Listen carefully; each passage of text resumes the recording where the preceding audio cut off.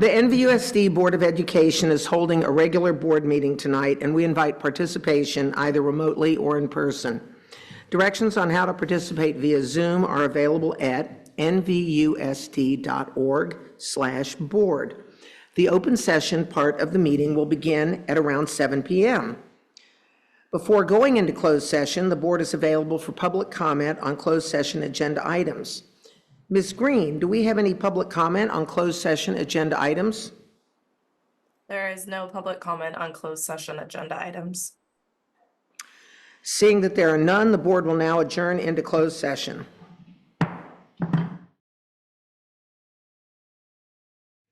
Good evening. My name is Cindy Water, and this is the Napa Valley Unified School District Board of Education. The NVUSD Board of Education is holding a regular board meeting tonight, and we invite participation either remotely or in person. Directions on how to participate via Zoom are available at nvusd.org/board. Interpretation in Spanish is available for tonight's virtual board meeting. Our interpreters are Francisco Mesa and Paul Huertas. One of the interpreters will now translate the directions on our English channel so our Spanish-speaking families may hear the instructions. Buenas noches. Esta es una reunión sobre una presentación de la mesa directiva del Distrito Escolar del Valle de Napa. Esta es una reunión regular, se va a transmitir en simultáneo en el idioma español. Y para acceder a este sistema, usted en la parte baja de su pantalla va a ver el símbolo o una figura de un globo terráqueo, le hace un clic y escoge usted el idioma español o Spanish para escuchar esta interpretación en su idioma. Muchas gracias. Thank you. Can we please start with an attendance roll call from Vera Morales, Executive Assistant? Yes, Student Board Member McGrath. Present. Trustee Water. Present. Trustee Reiser. Present. Trustee Shu. Present. Trustee Gracia. Present.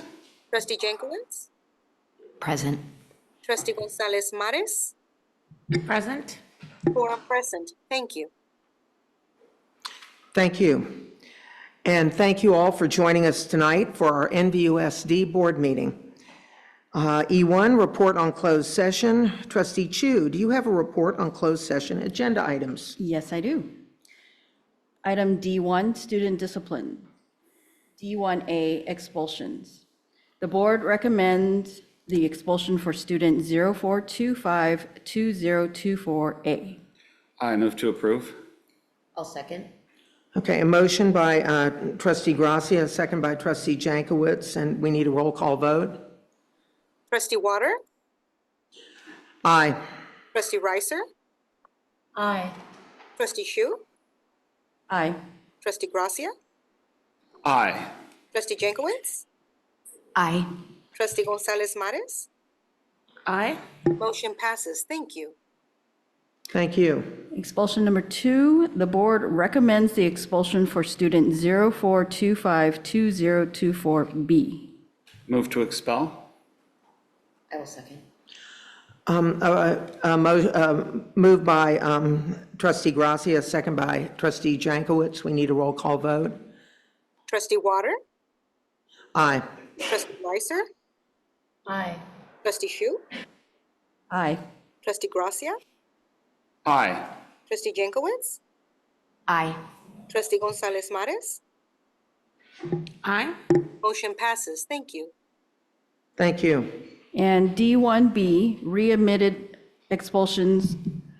The board does not recommend for the readmission from expulsion for student 06222-023B.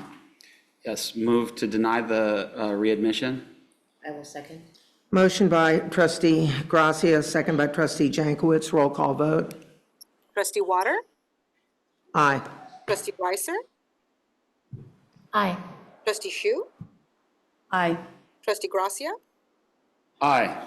Trustee Jankowicz. Aye. Trustee Gonzalez Mares. Aye. Motion passes. Thank you. Thank you. Item D2A, personnel. In closed session, the board took action to approve the following staff recommendation effective the 2024-2025 school year. On a motion by trustee Gracia and second by trustee Jankowicz, the board voted 6-0 to appoint Noreen Montgomery to the position of principal at Shearer Elementary School. Votes are trustee Water, aye. Trustee Riser, aye. Trustee Chu, aye. Trustee Gracia, aye. Trustee Jankowicz, aye. Trustee Hart was absent, and trustee Gonzalez-Mars, aye. Thank you. Thank you, trustee Chu. I'd like to take a moment. Ms. Noreen Montgomery is online. If she could be promoted, we want to congratulate her in her new role as the principal of Shearer K-8 school. And Ms. Montgomery, would you like to address the board?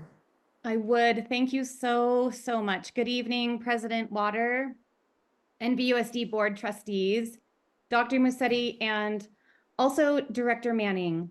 Thank you so much for entrusting me with the privilege to lead Shearer School. I am deeply grateful for this opportunity and truly committed to serving the community with dedication and passion. I'm just so excited to engage with Shearer students, Shearer families, and the incredible Shearer staff. So again, thank you so much for this incredible opportunity. And I would be remiss if I did not also thank you for the amazing opportunity to lead the students and staff and family of Napa Junction for the last 4 years. It's been an incredible journey. So thank you for both opportunities. I'm so excited to dive in and roll my sleeves up at Shearer. That's great. Thank you. You're welcome. We'll miss you, Principal Montgomery, down in American Canyon. Number 2, on a motion by trustee Gracia and second by trustee Jankowicz, the board voted 6-0 to appoint Rupinder Bhatti to the position of Director 3 of Student Services. The votes were trustee Water, aye. Trustee Riser, aye. Trustee Chu, aye. Trustee Gracia, aye. Trustee Jankowicz, aye. Trustee Hart was absent, and trustee Gonzalez-Mars, aye. Thank you, trustee Chu. We also want to give Ms. Rupinder Bhatti a warm NVUSD welcome as she's coming from outside the organization. We want to welcome her and provide her with the opportunity to address the board. Ms. Bhatti, are you there? Would you like to address the board, please? Yes, I am. Good evening.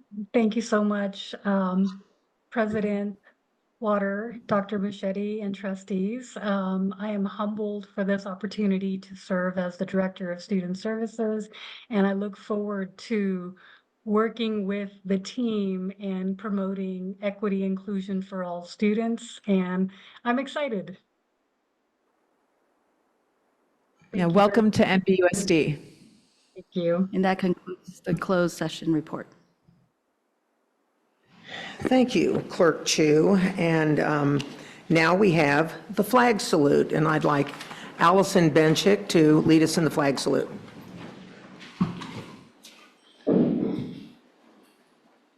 I pledge allegiance to the flag of the United States of America and to the republic for which it stands, one nation, under God, indivisible, with liberty and justice for all.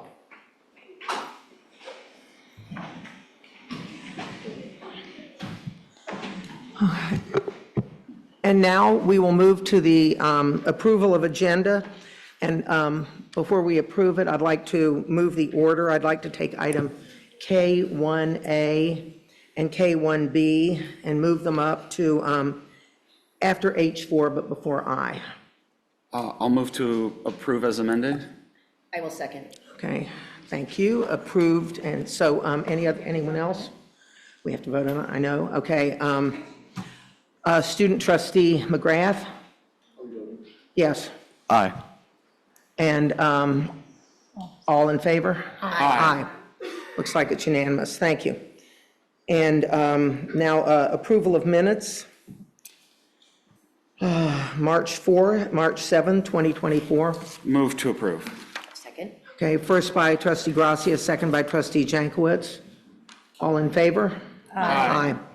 Unanimous. March 19th, 2024. Move to approve. I will second.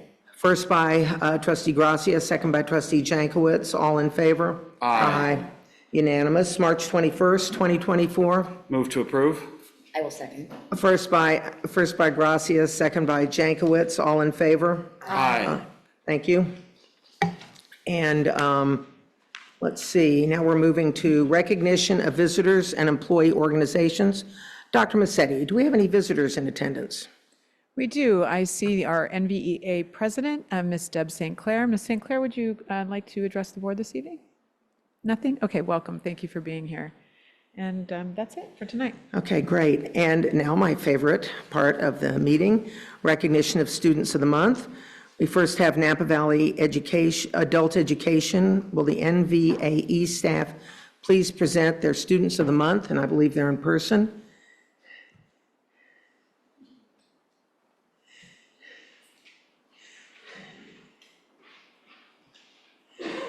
Good evening, my name is... You got to turn the mic on. Thank you. Good evening, my name is Nieves Ochoa. I am the ESL Program Coordinator at Napa Valley Adult Education. It is my pleasure to introduce Yolanda Avila de Torres. Yolanda began her journey with us in 2015 when she enrolled in an off-site literacy program. She worked her way up and eventually transferred to the on-site leveled ESL program. When the pandemic hit, she transitioned into online learning and has been participating in the virtual ESL program since then. NVAE is impressed by Yolanda's commitment and the amazing progress she has made. Through dedication and hard work, she has worked her way up to advanced level ESL. Her current teacher, Ellen Schwartz, shares that Yolanda is demonstrating tremendous progress in her writing skills because she consistently studies at home and really takes her work quite seriously. Yolanda is a shining example of persistence and perseverance.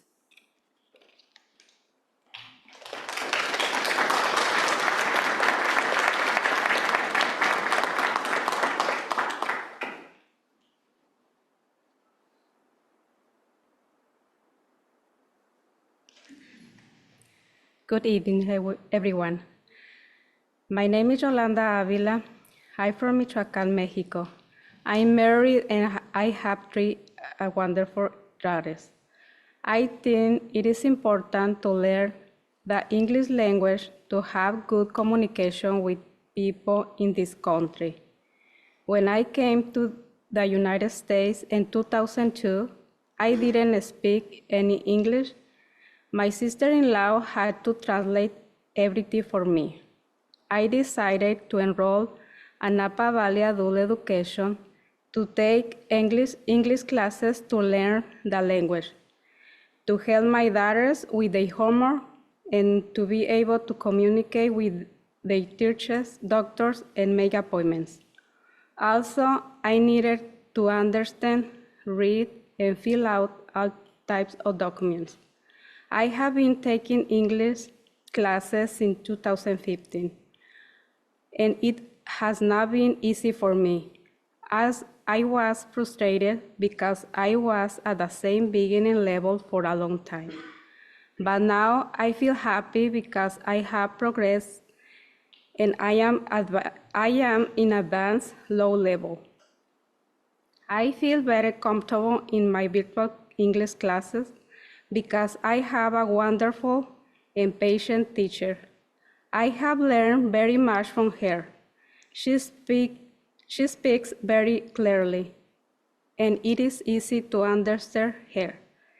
It has helped me improve my English in writing, reading, and pronunciation. Also, I have learned from my classmates. I like to work and practice in the break room with them.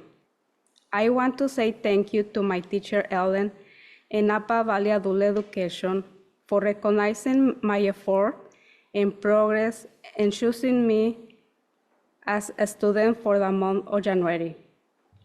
Thank you, NVUSD, for giving me this space to express my academic experience in taking ESL and at Napa Valley Adult Education.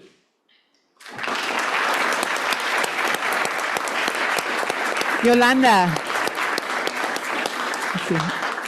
Yolanda, If you could come back here so we could take a picture.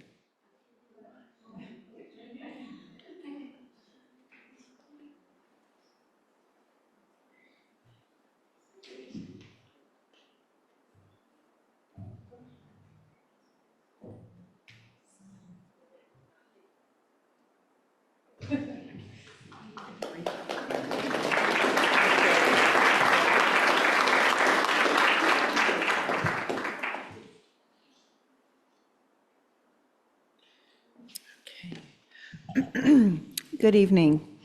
My name is Laura Leonard Broll, and I'm the Supervisor for Career and Technical Education at Napa Valley Adult Ed. It's my pleasure to introduce the CTE Student of the Month, Janelle Ceballos. Janelle began taking classes at Napa Valley Adult Education this past January. She is a diligent and persistent student and a multifaceted individual. She is currently enrolled in the Foundations of Business Information Worker program and the Building and Construction Training, and was enthusiastically nominated by a number of the staff members at Adult Ed. According to her business teacher, Janelle has excelled at everything she has attempted in her class. Her first language is Spanish, with her second language being English. She successfully navigates the class and curriculum and takes time to help others, both with the language difficulties and the topics being learned. Janelle is a pleasure to have in our class. Our counselor, Matt Eustace, said, Janelle is interested in pursuing 21st century skill courses through Napa Valley College on her journey towards the long-term goal of earning a college degree. She sees the value in adult education not only for herself, but for people in the community, and she refers people to the adult school, to the SSC for support. Her construction teacher noted that Janelle is a solid presence in the building and construction class this spring. Her ability to communicate clearly in both English and Spanish is of great benefit to all participants. She is helping to build a strong sense of community in our group. So this spring, Janelle will get a Business Information Worker certificate and an industry-recognized construction certification. Janelle has been an excellent role model for her peers and an inspiration to us all. It's my pleasure to introduce Janelle Ceballos.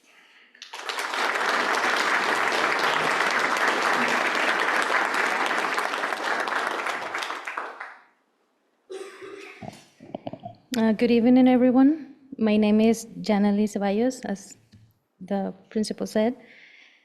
I take 2 classes at the adult school. I take Foundations of Business Information Working and Building Construction. But first, let me express my gratitude for this opportunity of being Honored Student of the Month. I would like to thank my teachers and the board members who thought that I was deserving of this award.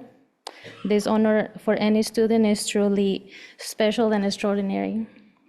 I'm very grateful for the support of my teachers and also their kindness. They're very nice. I enjoy both of my classes. In construction class, I have made friends, learned a lot about safety, math, how to work with hand tools and power tools. And we had made benches, planters, picnic tables, and I'm looking forward to our last project of building a shed. On business information class, it's been amazing. I've acquired many computer skills that had helped me navigate better the world of Google and all its different programs, as well as Microsoft Office. And I would like to utilize these skills that I learned in class towards the long term of getting a college degree. And I want to end by saying that each of us has a unique talent and strength. And with dedication, perseverance, and a great mindset, we can achieve remarkable things. Thank you.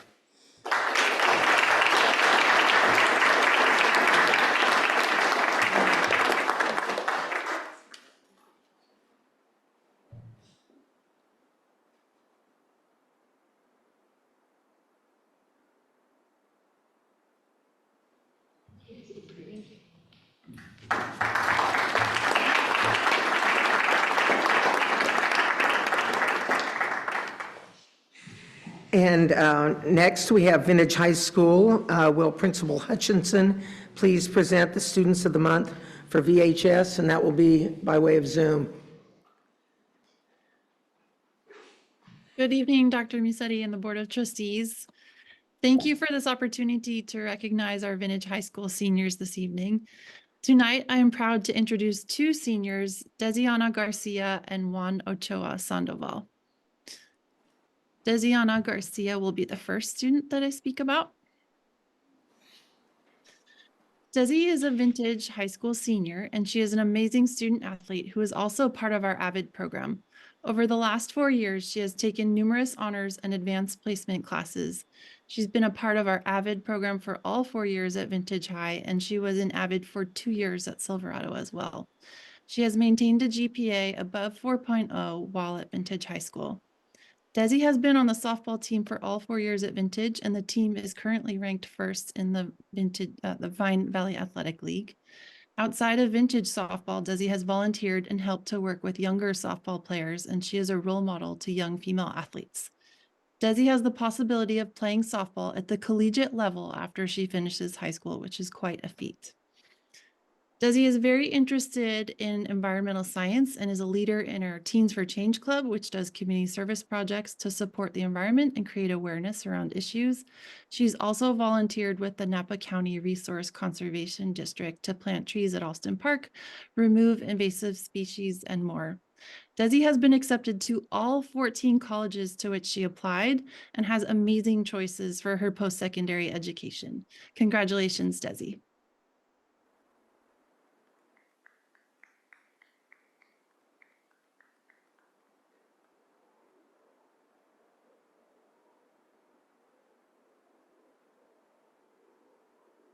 Desi, are you on right now?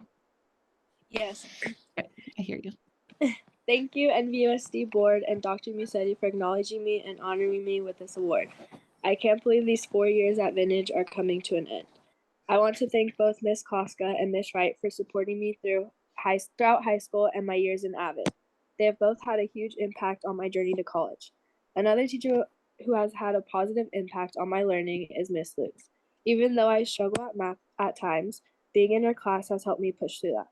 Last but not least, Mr. Wagner has not only taught me all there is to know about the environment and how to maintain a smaller carbon footprint, but he has also allowed me to be a better community member. Through his AP Environmental class, I had many opportunities to give back to my community by cleaning up campuses, replanting acorns, and removing invasive species. After high school, I plan to go to a 4-year university and continue my studies in psychology and social work. I have many options on where I can go, but I have a tough choice between San Diego State, UC Davis, or Missouri Valley College, where I can continue playing softball on a scholarship. I want to thank my family, all of my teachers, and the staff at Vintage High School for making this all possible and supporting me throughout the way. Thank you.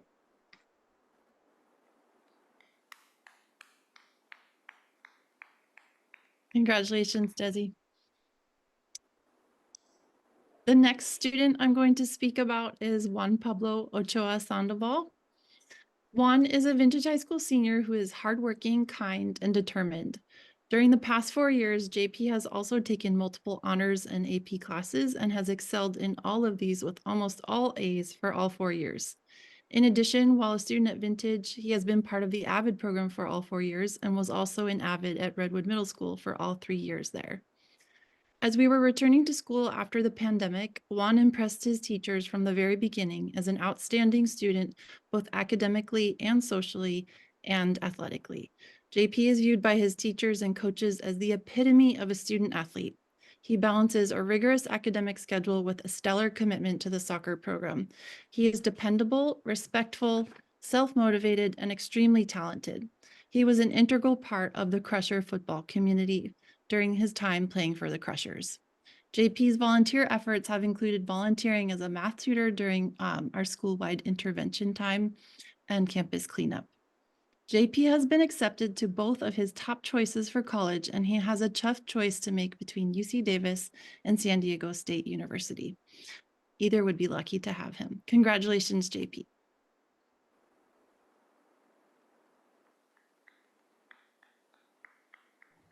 Thank you, Mrs. Hutchinson, for the introduction. Good evening, everyone. First and foremost, I want to thank God. I want to thank the NVUSD board and Dr. Musetti for acknowledging me. It's crazy to think how my high school career is near the end. It's been a tough but very enjoyable journey. I want to give a shout out to the teachers and coaches who have been crucial to my academic success and personal growth. Mrs. Wright, Ms. Quiroz, Mr. Mergner, Javi and Feliz, otherwise known as Mr. Covarrubias and Mr. Feliciano. Some teachers I've had for a couple of years and others for only one, but all of them have always been there for me, helping me with whatever I need and providing me with the valuable information and memories I will carry throughout my life. I've had many great experiences and made a lot of memories throughout my high school career. I've had the privilege to make new friends, build connections with teachers, go on field trips, and simply have good times with the people around me. The highlight of every school year, however, has to be the soccer season. I get the honor to represent my school while having fun playing the sport I love. I want to thank Javi and Feliz for providing me with the experience all 4 years, and especially this last season of mine in which I had the honor and privilege to be a leader of the team.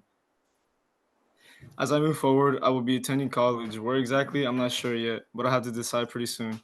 As I near the end of my speech, I want to acknowledge and thank my family. They are my day one supporters and my motivation to keep working hard. I know that with their support and with my faith, I will be able to accomplish anything I put my mind to. Thank you.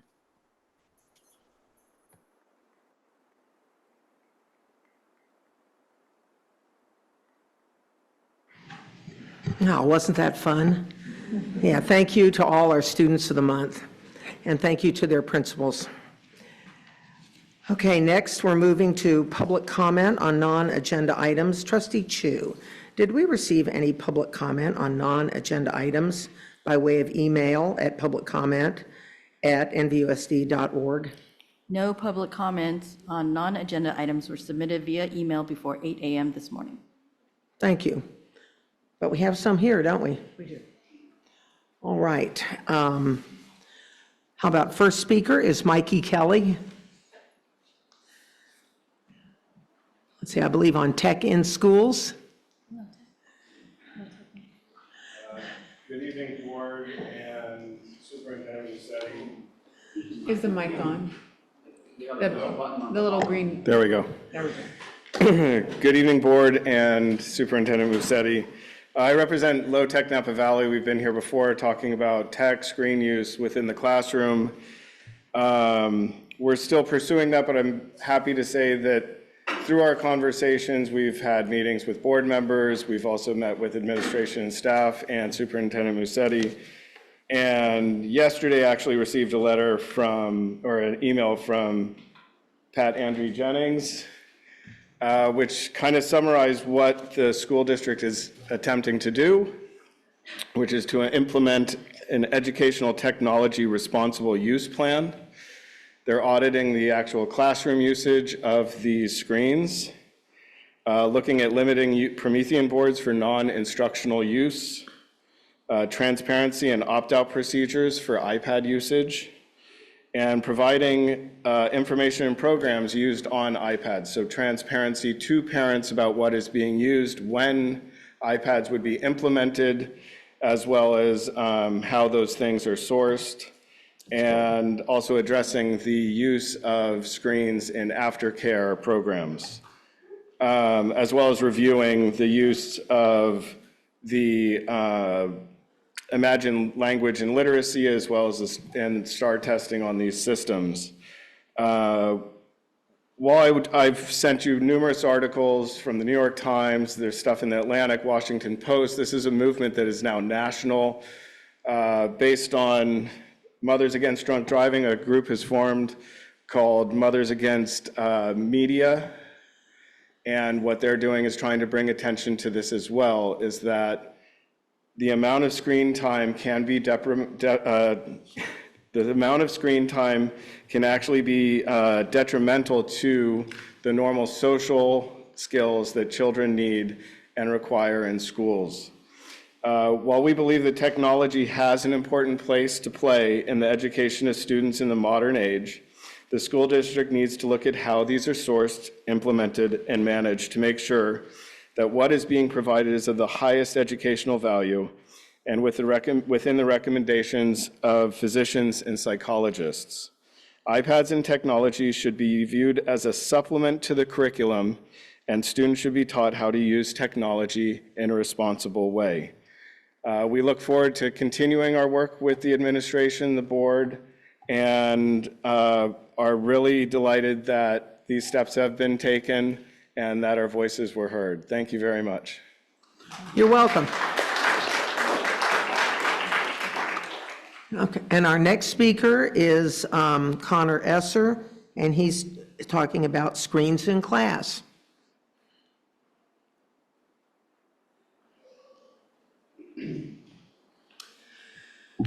Good evening, and thank you for the opportunity. Just kind of following up on what this gentleman said. My son Liam is 2.5 years old, so he's got a couple years before he's going to be in these halls or elsewhere. We are looking at our options. We're kind of basing that on what we think is going to be the best path for him, the most educational, the most nourishing for his educational path. I personally am a public school product. My mom is a professor at a state university, so I see tremendous value in the public school system, and I'd like to imagine that for my son it's going to be the same. At home, we restrict his use of screens. We generally use other technologies to entertain him, much more base and simpler ones for 2.5-year-old. Some questions that we would like to have answered, how can we as parents be reassured that the school does the same responsible use of technology in the classroom? How do you differentiate between K through 2nd grade, 3rd through 5th, 6th through 8th, 9th through 12th, et cetera? What is the school district policy? And I think that we're starting to get some ground on that, and I appreciate that. What is the policy? Who writes it? Is there teacher input? Is it evidence-based? What are the metrics behind it? I think that there is a lot out there as far as research that we can look at, and following psychologists and pediatricians and sociologists as far as what the uses of technology in class are versus, as a teaching tool versus as an instrument of distraction, which we all know they can be. The cost benefit essentially of the use of technology in the classroom. We all know that distraction is one click away. And I think, I read a study recently that said that I think students on average spend about 43 minutes on their phone at school. Whether that's during recess, lunch, et cetera, is to be determined, I would say. Cell phone policies for the older kids. I think all of these things need to be kind of taken into account and really seriously looked at so that we have the best policies moving forward for our kids and for the teachers as well, because I know that they're kind of at the whim of what they have going for them, and it's a tough tide to push against. So I appreciate you guys taking the time to consider all of this, and hopefully we can keep moving forward in the right direction. Thank you all. Thank you, Mr. Esser. And next we have Norma Ortiz, the student.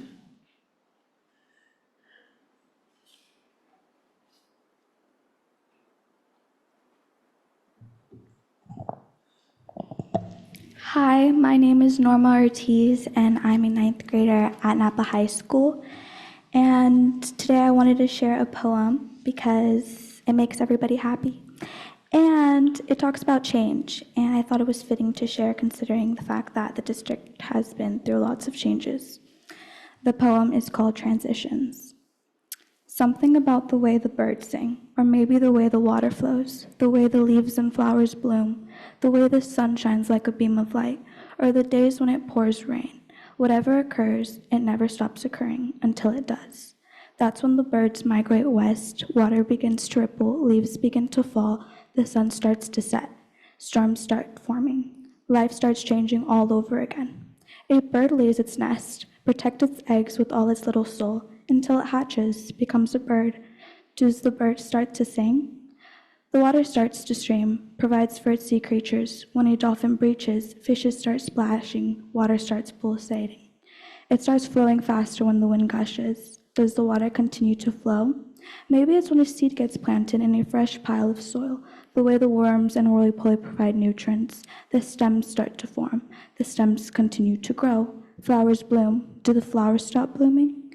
The way the earth spins around the sun, when the sun starts to rise, the morning looks more alive, feels warmer. Then the sun strikes its light. Will the sun stop shining? The way water droplets make up a cloud, they come together, bunch up into a hole. Clouds cause heavy droplets, then they start to fall. Rain starts to pour. Will it stop raining? Cycles always come to an end until it starts over. The way the birds lay its nest, there's no more food to fetch, the birds fly away. The way waterways start to drought, no more fish is left at sea, water starts to vanish.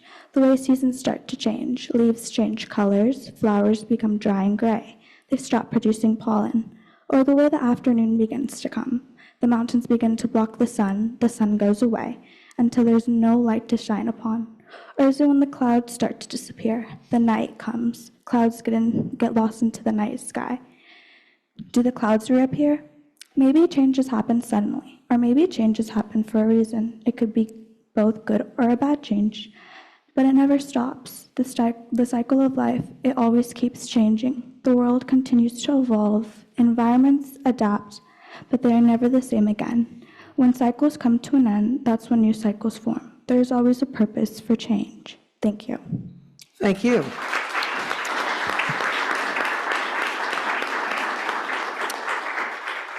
And it is National Poetry Month.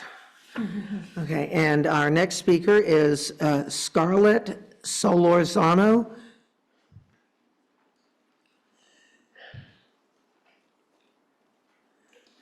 Hello, good evening. My name is Scarlett Solorzano. I am a 7th grader at Bronze Valley. I would like to talk about my journey, how I became a Bronze Valley Elementary student, BEAR. I come from a Catholic private school. My sister and I wanted to try the public education system. My aunt talked about the wonderful schools Napa has. We visited 3 middle schools at the time, Redwood, Unidos, and lastly Bronze Valley. But when we took our tour at Bronze Valley with an amazing principal, Silva, at that time he was a very welcoming, kind, and he made it such a magical experience that both my twin sister and I connected and liked that school. I do believe that it takes a very positive experience and or a person who can positively impact your life. Like in this case, Mr. Silva did, as in that I have not stopped wanting to learn. He will always have a special place in my heart. My favorite subject is math. Miss Rose is my homeroom teacher. I like her class. She provides enough examples and is amazing, explains the content well. I also take great notes. I am able to complete all of my assignments at all of my classes too, which feels very rewarding. I appreciate her teaching abilities. On the other hand, Miss Faith is so loving and sweet. I love to talk to her during recess. She has a great sense of humor. Today I would say that it would be much more motivational if our current principal could greet all students with a smile, bring more fun to school happenings, such in that we experience in our everyday routine with Mr. Silva was around. His remarks were, "You could do this, you will never give up." In other words, that all students matter and that we all bring unique experiences. But now I feel that not all students are treated equally. An administrator should never take sides but get to know all of our better guides. Our path so that we continue to establish a sense of belongings and role models, ways to continue becoming the best version of ourselves. In general, I would like all teachers could work more on demonstrating a growth mindset because we care about our education. That it's why I am here. I believe we all have so much potential, but that also needs to be embedded during interactions where we all have a good say, where we grow together despite our our own opinions, or despite any possible differences. No bullying, and that we all stand up for each other when necessary. That we have space at school where we can express ourselves and provide feedback about our education without any judgment. I sincerely hope my voice continues to bring to, oh, thank you. Thank you.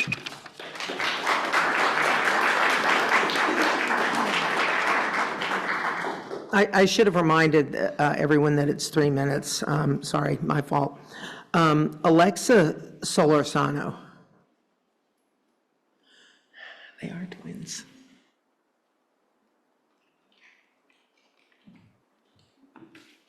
Hello, good afternoon. My name is Alexis Lorzano, and I am a 7th grader at Browns Valley. I came from a private school and started my educational path at NVUSD as a 6th grader at Browns Valley Elementary. At that time, with our very much loved principal, Mr. Silva, he was one of a kind, supported, very welcoming, and with many years of experience.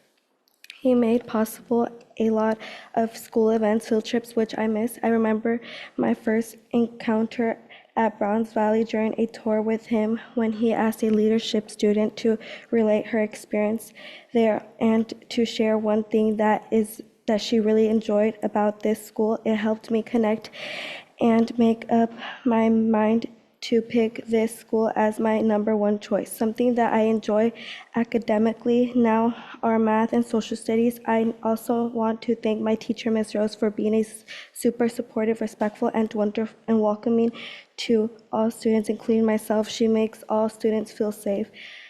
I am learning how to have a voice here. I would like to respectfully say that I feel that some Browns Valley staff members could do better in understanding students' educational needs. I would like to see more tolerance and patience, and that all students get treated equally. In general, I feel more teachers need to communicate with students without raising their voices.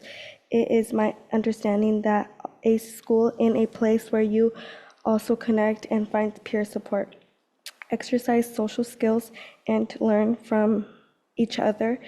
Miss Myers, our vice principal, is a very kind and thoughtful person. I would like that our principal please find better ways to listen to all students, show us how to have a voice not only in school but in our community in ways that can bring positive changes. I look forward to continue my learning, so when the time comes, I transfer to high school. Thank you.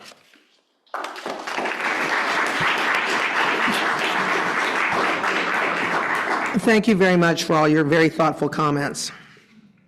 Okay, so now I go to the digital. I mean, from digital to regular. This is where I can't see anything. Okay, now we're moving to reports.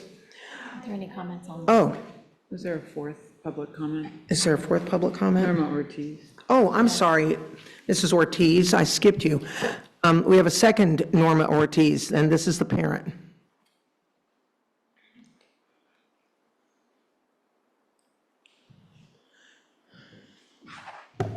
Thank you. Hello to all, my name is Norma Ortiz. As we all know, chronic absenteeism has increased dramatically from 2021 to present, according to the California Department of Education, impacting socioeconomically disadvantaged students' experience at greater levels, mainly observed in elementary schools. Overall, this negatively impacts students because they lose in their academics by not being exposed to their core subjects during instruction time and other. Not all students want to go to school, and this is concerning, not only statewide, nationally, but locally here in Napa too. There are many factors that contribute to this cost. The lack of motivation is one of them. The fact that not all students are able to connect socially. This may bring increasing levels of anxiety and depression. Emotional intelligence is key in building positive relationships, practicing empathy and self-regulation, fostering interpersonal relationships, building self-confidence, developing resilience, grit, and even taking risks. It can also improve graduation rates. Social and emotional learning should be implemented and actively enforced in all of our schools. These aspects are crucial for the developmental growth of students, primarily in elementary and middle schools. If we take care of this essential component, according to research, social and emotional learning will eventually drive down high rates of suspension, expulsion, class disruptions, and chronic absenteeism. Let's take action and bring awareness. Listening to students, addressing their concerns, needs, and wants. Sarcasm does not work with students. I have some concerns regarding certain items that have taken place at Browns Valley Elementary. I feel that students should take pride in their education and have open conversations with staff and be able to provide constructive feedback in a way that it is always welcome. Please listen to what all students have to say, as all students matter. Creating inclusive environments and classrooms not only supports students' emotional learning intelligence, but it also helps remove barriers to language learner success. I am very proud of my daughter, Norma, my nieces, Alexa and Scarlett, who are all in honor roll lists, but I also feel we can do a lot more for several students who are struggling and don't want to come to school. Please monitor the suspension rates overall and provide trainings to staff to help combat the above issues. Let's not continue to lose students. I also believe that students with IEPs, independent educational plans, as a matter of due process, should learn how to best make use of their accommodations, not only in high schools, but also in middle schools. I appreciate the town hall hosted by NVUSD, where we heard earlier this month regarding the Maya Commons Charter item, mostly from parents of students enrolled in that school site. I would like to know more about what the district's position, next steps after the denial of the recent motion. Thank you for your time. Thank you.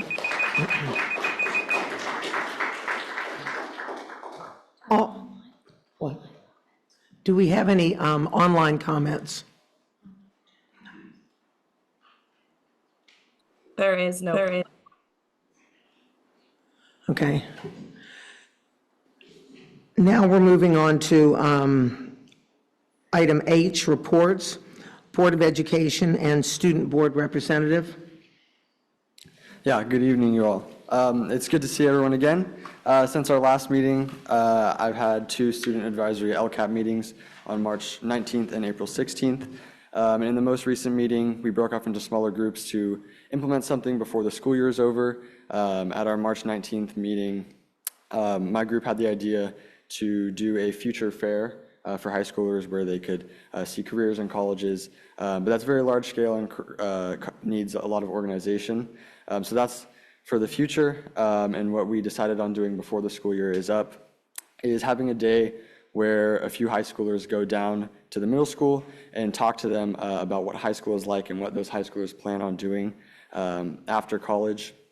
Our goal with this was making high school seem more accessible to those students, as well as giving them an idea of what high school students do once they graduate.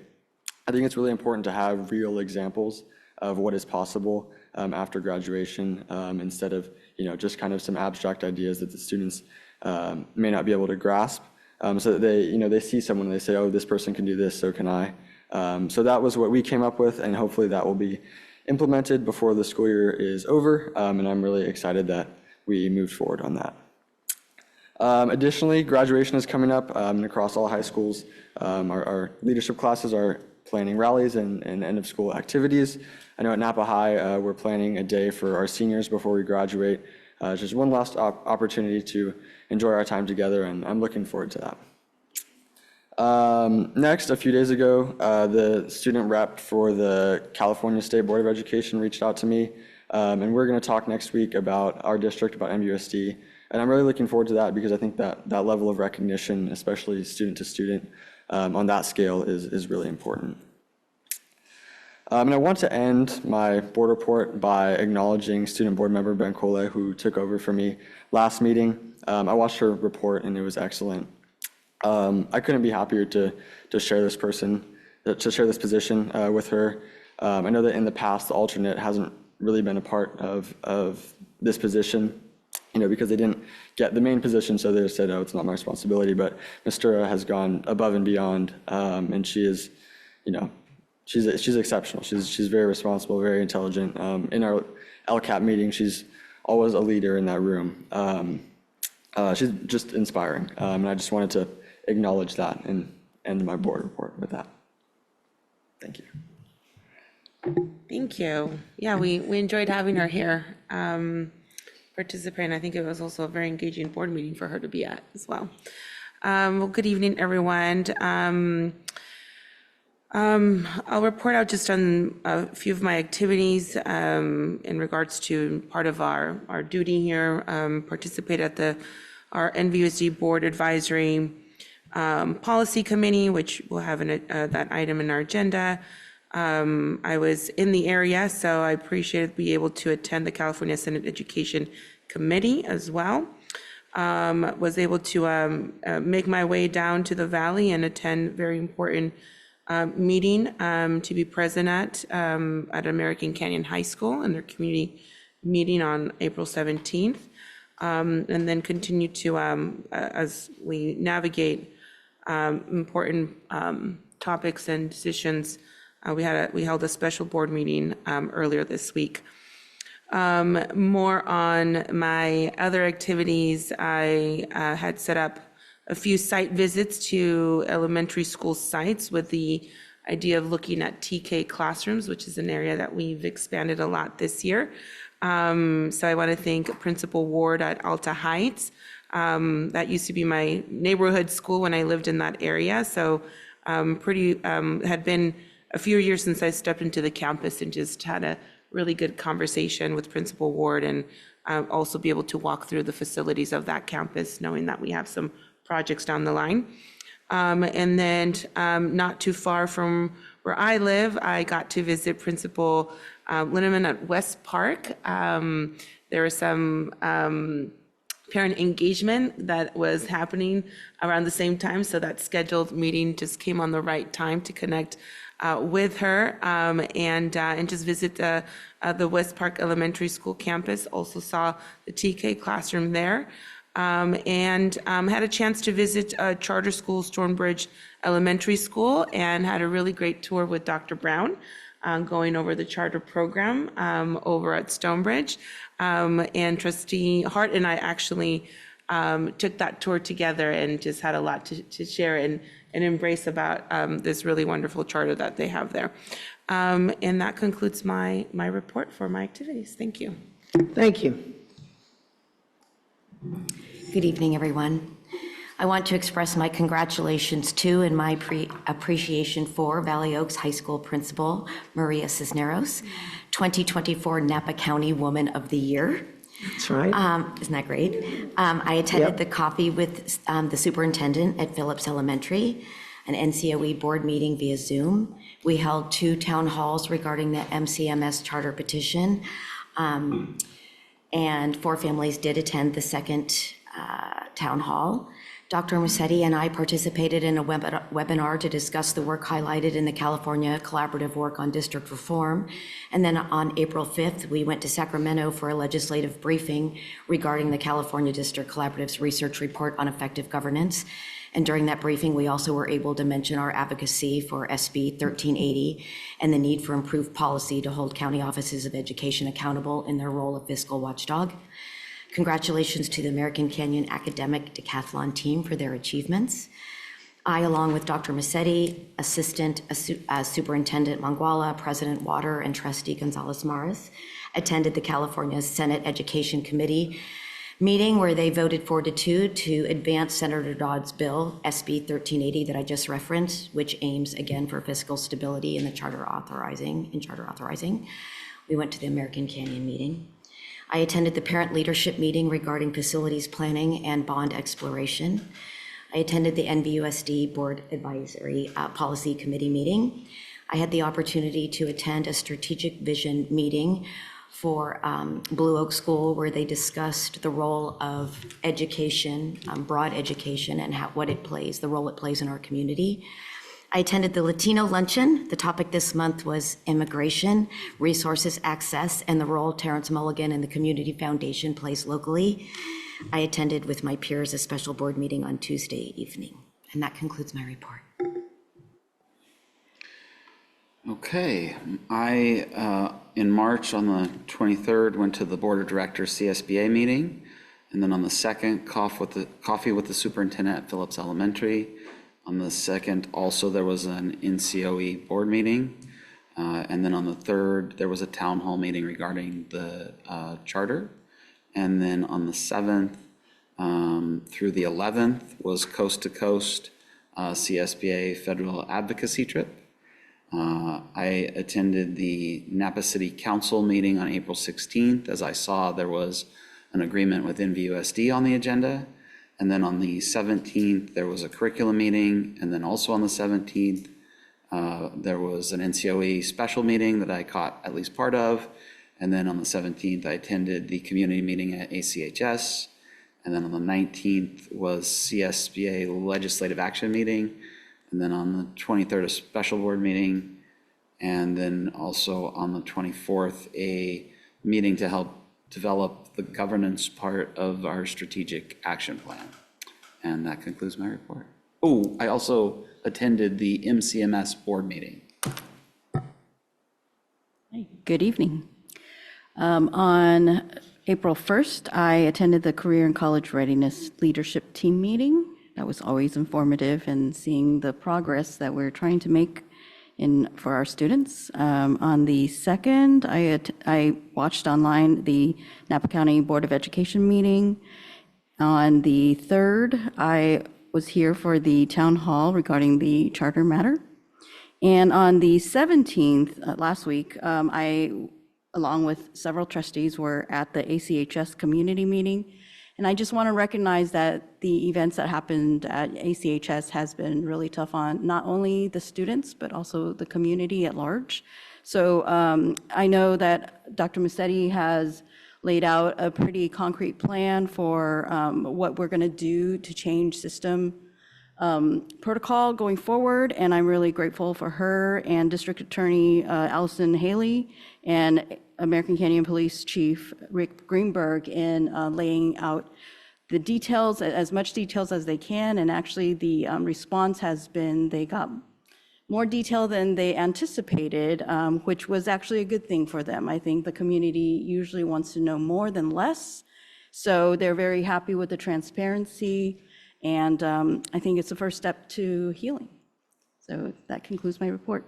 Thank you. Okay, on April 8th, I attended the event co-sponsored by NVUSD and Aldea called Let's Talk About Illicit Fentanyl. The presenters were the parents of Michael Leonardi, who died from fentanyl poisoning, unintentional fentanyl poisoning, and they've made it their mission to educate people about the dangers and how to recognize the signs of fentanyl poisoning, and they did training and gave free Narcan doses, which I now carry in my purse. So I really recommend any community members who see other opportunities for this kind of education. It's so important, and the more people that are carrying Narcan around with them, the fewer people are going to die from unintentional illicit fentanyl poisoning. So I was really grateful for the district, and in particular, Mr. and Mrs. Leonardi, for their dedication, turning their pain into purpose to benefit the rest of the community. On April 17th, I attended the Curriculum and Student Support Committee, and then also the ACHS Community Town Hall that evening. The next day, the 18th, was the Policy Committee meeting. Oh, and also in the morning, the Facilities Planning Parent Leadership Breakfast I attended and met with a lot of parent stakeholders that are really great advocates for our schools and the community.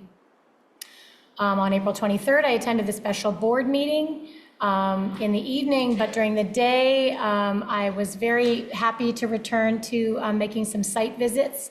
So first, I went in the morning to Silverado Middle School. Many thanks to Principal Valerga for welcoming me and for doing something that I'd not experienced as a trustee on a campus tour. She sent me off with 2 student tour guides.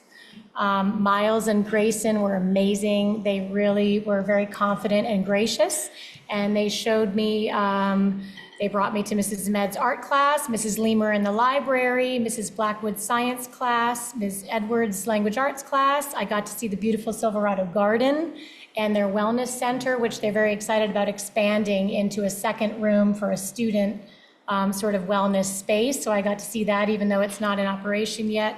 So many thanks to them for their hospitality. And then I went straight from there to American Canyon Middle School. Unfortunately, Principal Batelier had an emergency and was called away, but the parent liaison there, Karina Cervente, did an amazing job stepping in as the campus tour guide for me, although of course I've been there many times. And it was really neat to see the software that we approved last year, the Edge Efficiency, I think it's called, being put into action for the flex time, and just the really cool, efficient way that students are being directed to use their intervention time to maximal effect. I had a really long talk with Ms. Megan Burton, who is a teacher that taught one of my daughters and is a really dedicated teacher there at ACMS. So I really took advantage of a sort of an at-length visit in her class to kind of catch up about how things are going at ACMS. And we had a really interesting conversation in particular about the SEL curriculum. And then on April 24th, that was just yesterday, the governance visioning meeting with trustees Gracia, President Water, and Superintendent Massetti. And this concludes my report. Thank you. I think I attended every one of the events that were mentioned except your school visits, the coast-to-coast trip, and the fentanyl meeting, but I was just sort of checking off my list. I was there.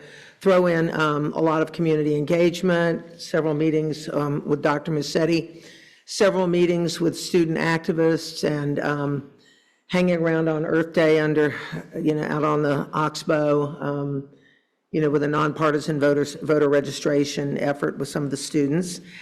And I'd like to thank Congressman Mike Thompson for picking Maria Cisneros, our own Maria Cisneros, for Woman of the Year. She and I go way back.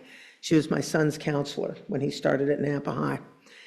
And I cut out a few minutes early from the Latino Leadership Luncheon to run down to Vintage High School and check out our celebrated plastic-free day last Friday. And they had really an amazing lunch over there that included a roast beef burrito that I believe Trustee Gracia would have liked. And one of the kitchen folks contributed a scaled-up coffee cake recipe made healthy with applesauce, and I had some, and it was quite good.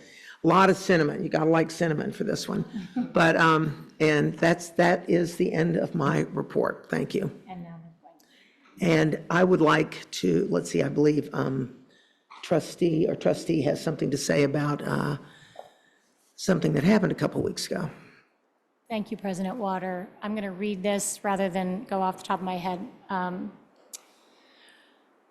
In the past few weeks, our community has had to face 3 tragic deaths of young women in our community. On April 11th, former NVUSD student and 2023 graduate of Napa High, Gracie Merrick, lost her battle with cancer. And despite having some of the strongest common sense gun laws on the books in our country, in an average year, 3,253 people die by guns in the state of California. But we know too well that these numbers represent individuals who are beloved by their family and friends. On April 13th, our community was rocked by a tragic incident of gun violence, which took the lives of 2 young women. Eileen Villasenor was only 19 years old. She was from Santa Rosa and leaves behind a very young child who will never know her mother. Sasha Mufich was only 17 years old. She grew up in Napa and attended our schools until just a few weeks ago when she graduated proudly from Valley Oak High School. These losses have left our community in shock and grief.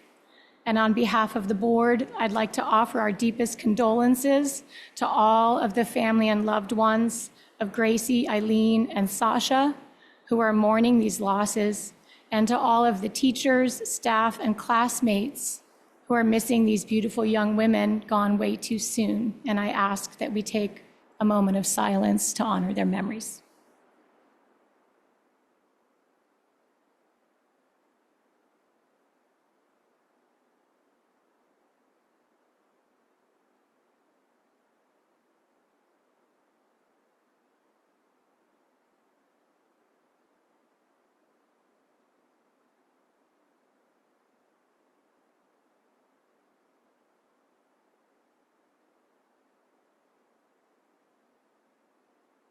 Thank you, Trustee Reiser.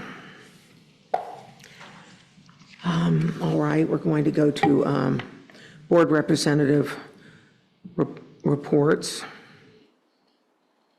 Staff report. Let's see, Special Ed Community Advisory Committee.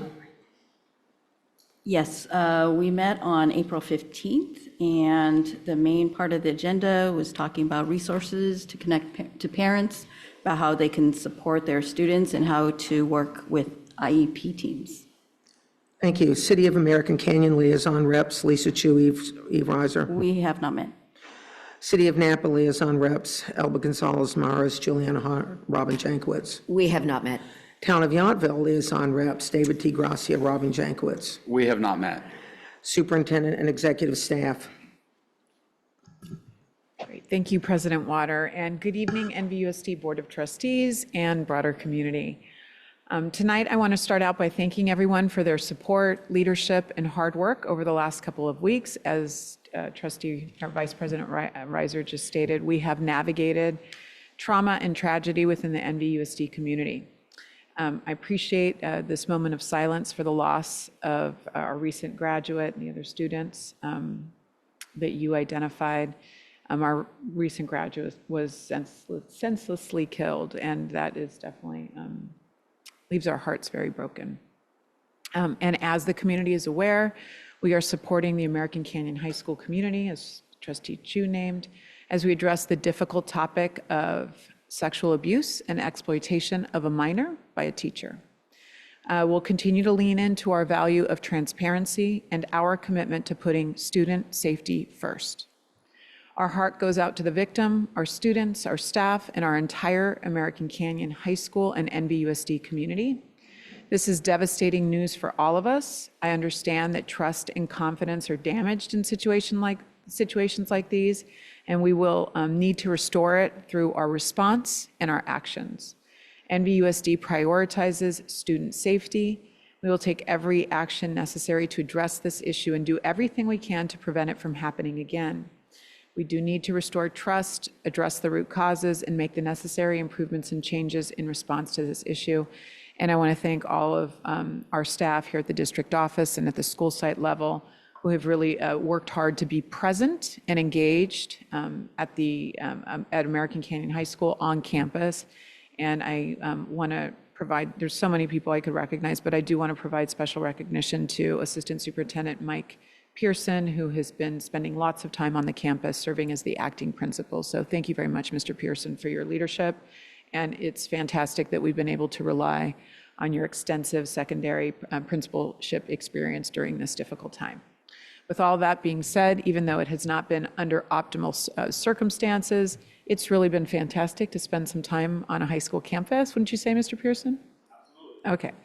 And it's just been great. The students at the American Canyon High School community are just so polite, respectful. It's just been fantastic to engage with them as we've spent time on the campus. I've been there at, dismissal. We've been running meetings there, and it's just been really a joy, despite the difficult circumstances, to integrate ourselves into the high school campus culture there. On that note, we are also pleased to be partnering with our community-based partner, NVUSD. NVUSD is dedicated to providing safety, hope, healing, and empowerment for survivors of domestic and sexual abuse. NVUSD will be hosting a family and community education night on this issue at ACHS on Monday, May 6th at 6 p.m. This is one of our first tangible next steps of a comprehensive action plan that we've put together in order to move through this difficult time. Shifting to the work that we're doing on literacy training in the district, I want to once again thank Director Matt Manning and the elementary principals who I got to attend the LETTERS training with. That's a literacy training that for administrators, several of our teachers at elementary are also experiencing the training.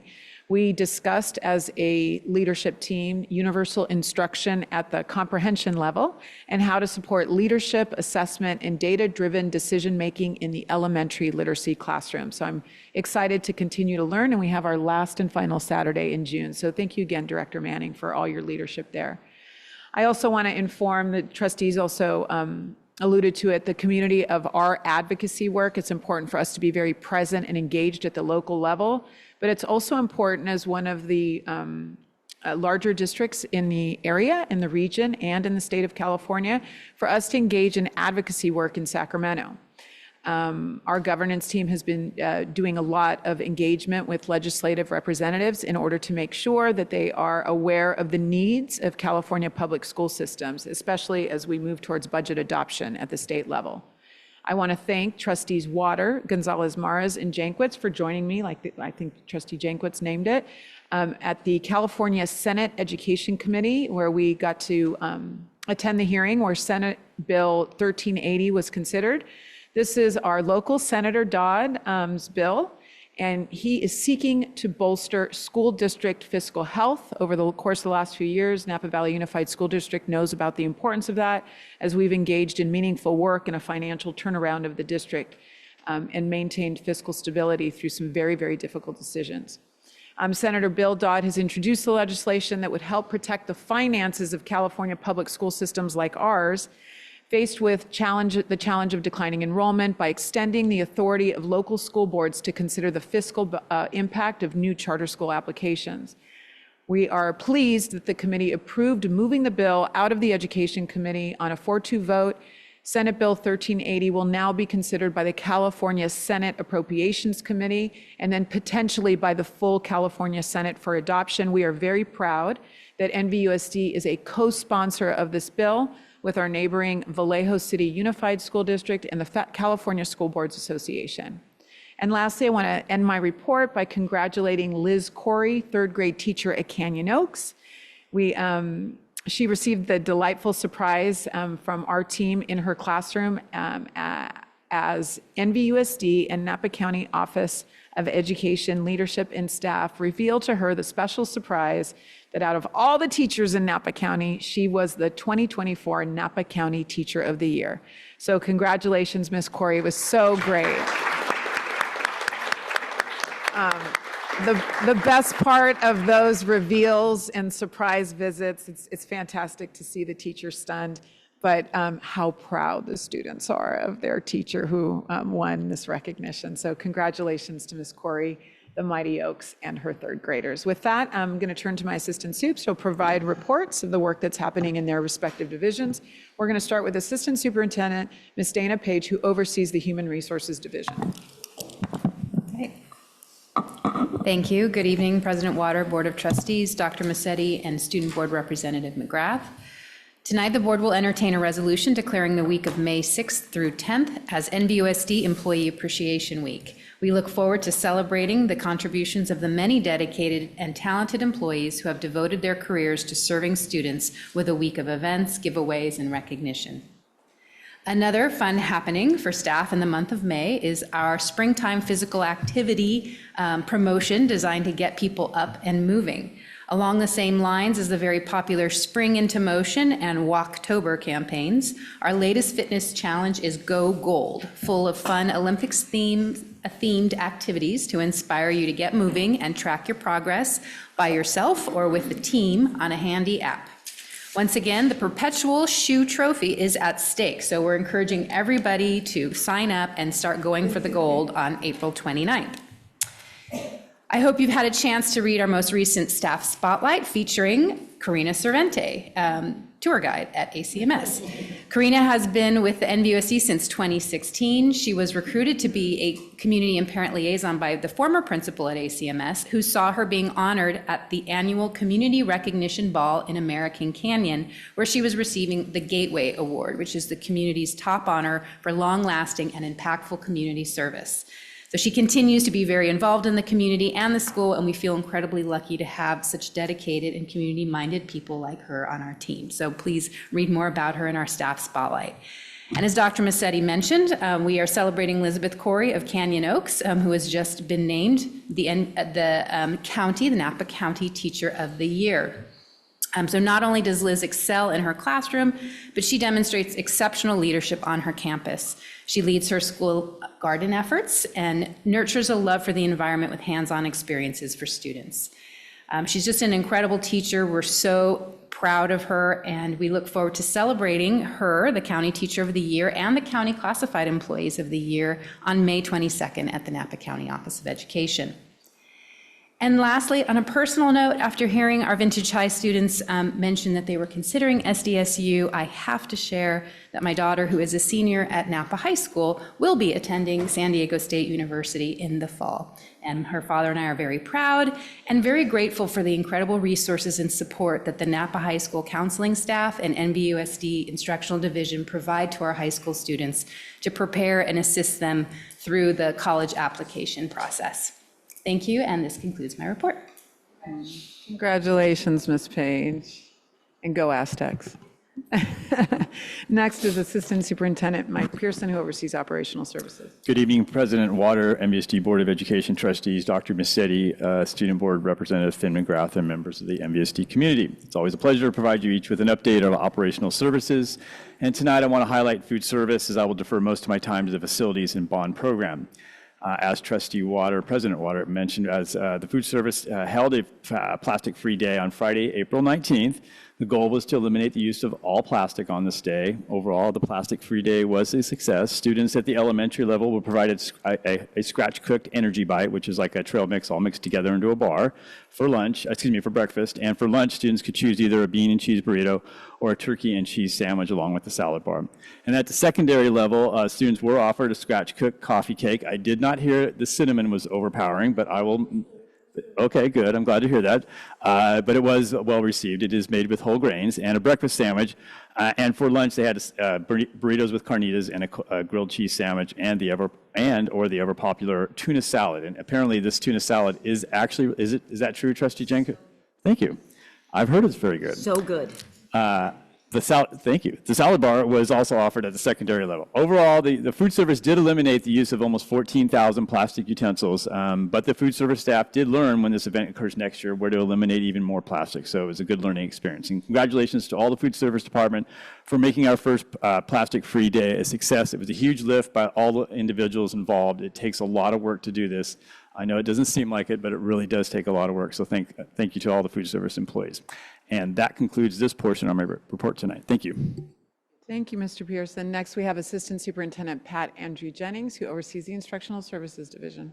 Good evening, President Water, NVUSD trustees, Dr. Massetti, and Student Representative McGrath, and the NVUSD community. I will keep my staff report brief, as the Instructional Division has 2 presentations later on this evening. The Instructional Support Services remains focused on annual board priority number 4, aligning and innovating our career readiness programming.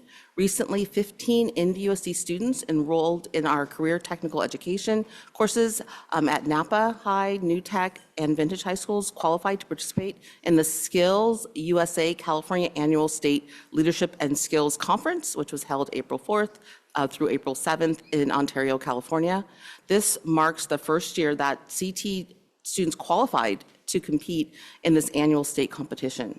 Students competed in the areas of patient care, design, visual and media arts, and graphic design. We are excited to announce that 2 teams were honored with a Chapter of Excellence Award at this state competition. Congratulations to Sean Sandal and the Vintage High School students who won a gold in printing and graphics, and Lisa Gottfried from New Technology High School, who won a silver in digital design. Advancement via Individual Determination Program, also known as AVID, serves as a critical tool in NVUSD's commitment to college and career readiness for all students. Thank you to the 12 NVUSD elementary district leaders, principals, and teachers who attended the AVID Elementary Showcase at Marshall Elementary School in Castro Valley. A strong AVID program can transform instruction, systems, leadership, and the culture of schools to ensure that college and career readiness is possible for all students.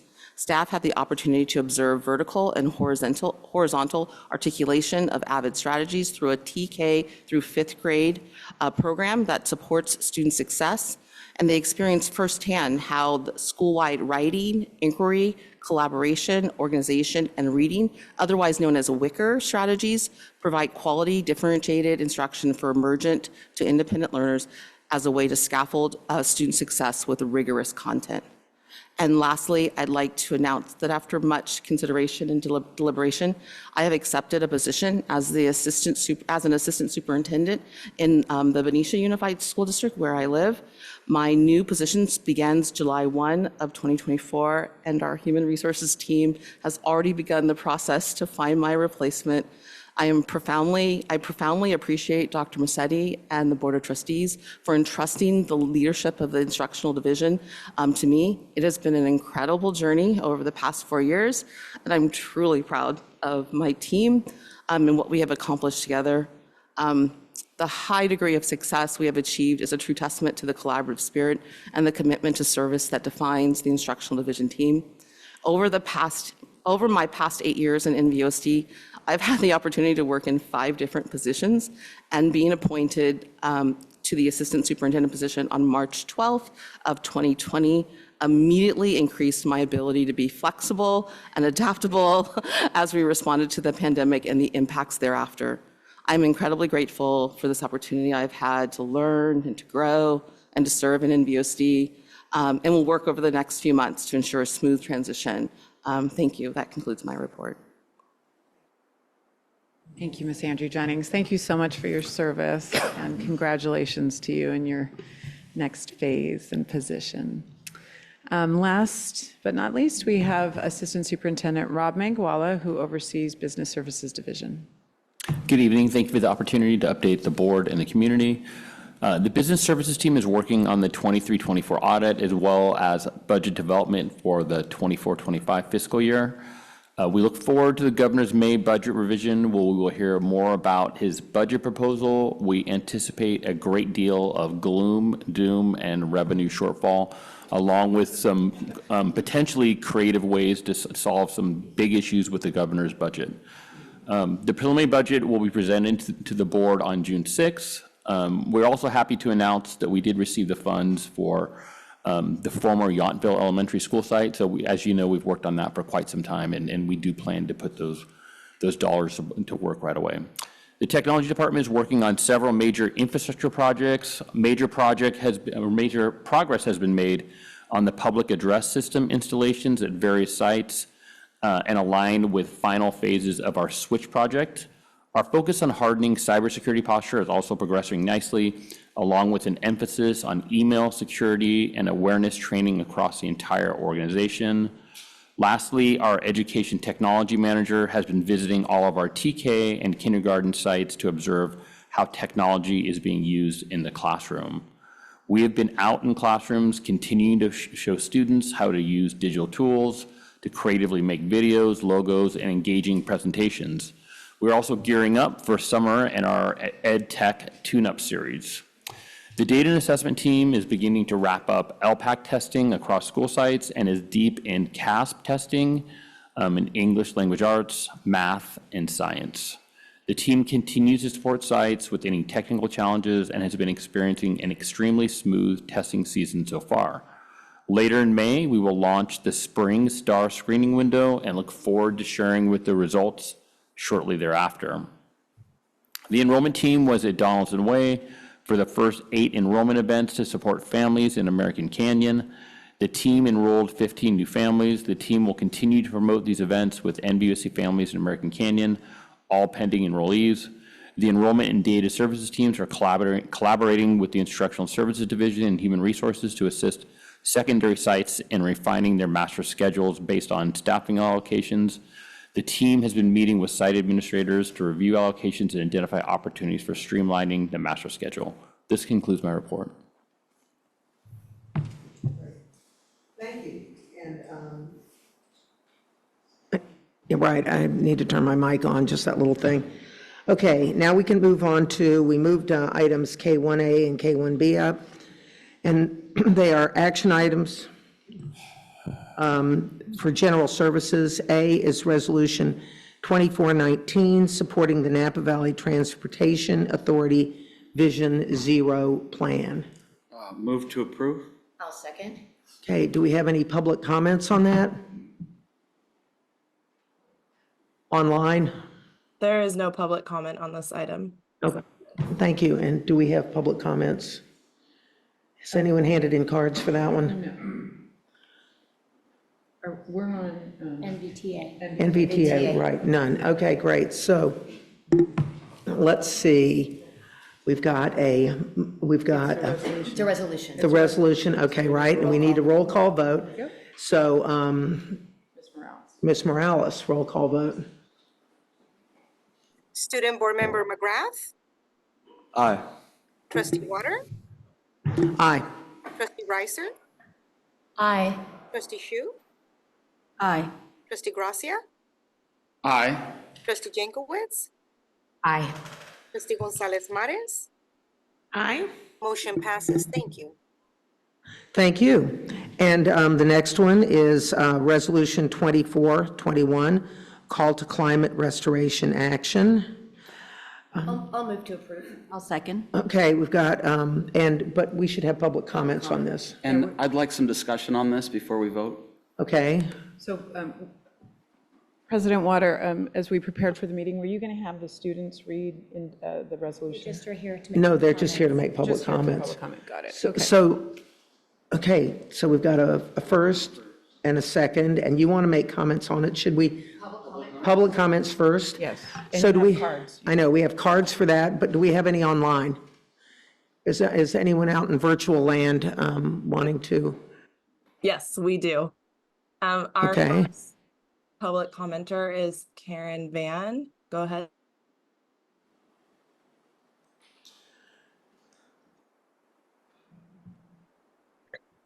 Hi there. Sorry. Yes, my comment is related to technology in the schools. I actually spoke on this last time, and Oh, hopefully there's no, I'm sorry, we're talking about the climate resolution. Oh, okay. Yeah, no, I'm not speaking Item on that. KB. Okay, okay, yeah, that's a non-agenda item, sorry. Okay, anyone else online wanting to comment on the climate resolution? There is no more public comment on this item. Okay, thank you. We do have some people in the audience. I have cards. Cards right here, and one is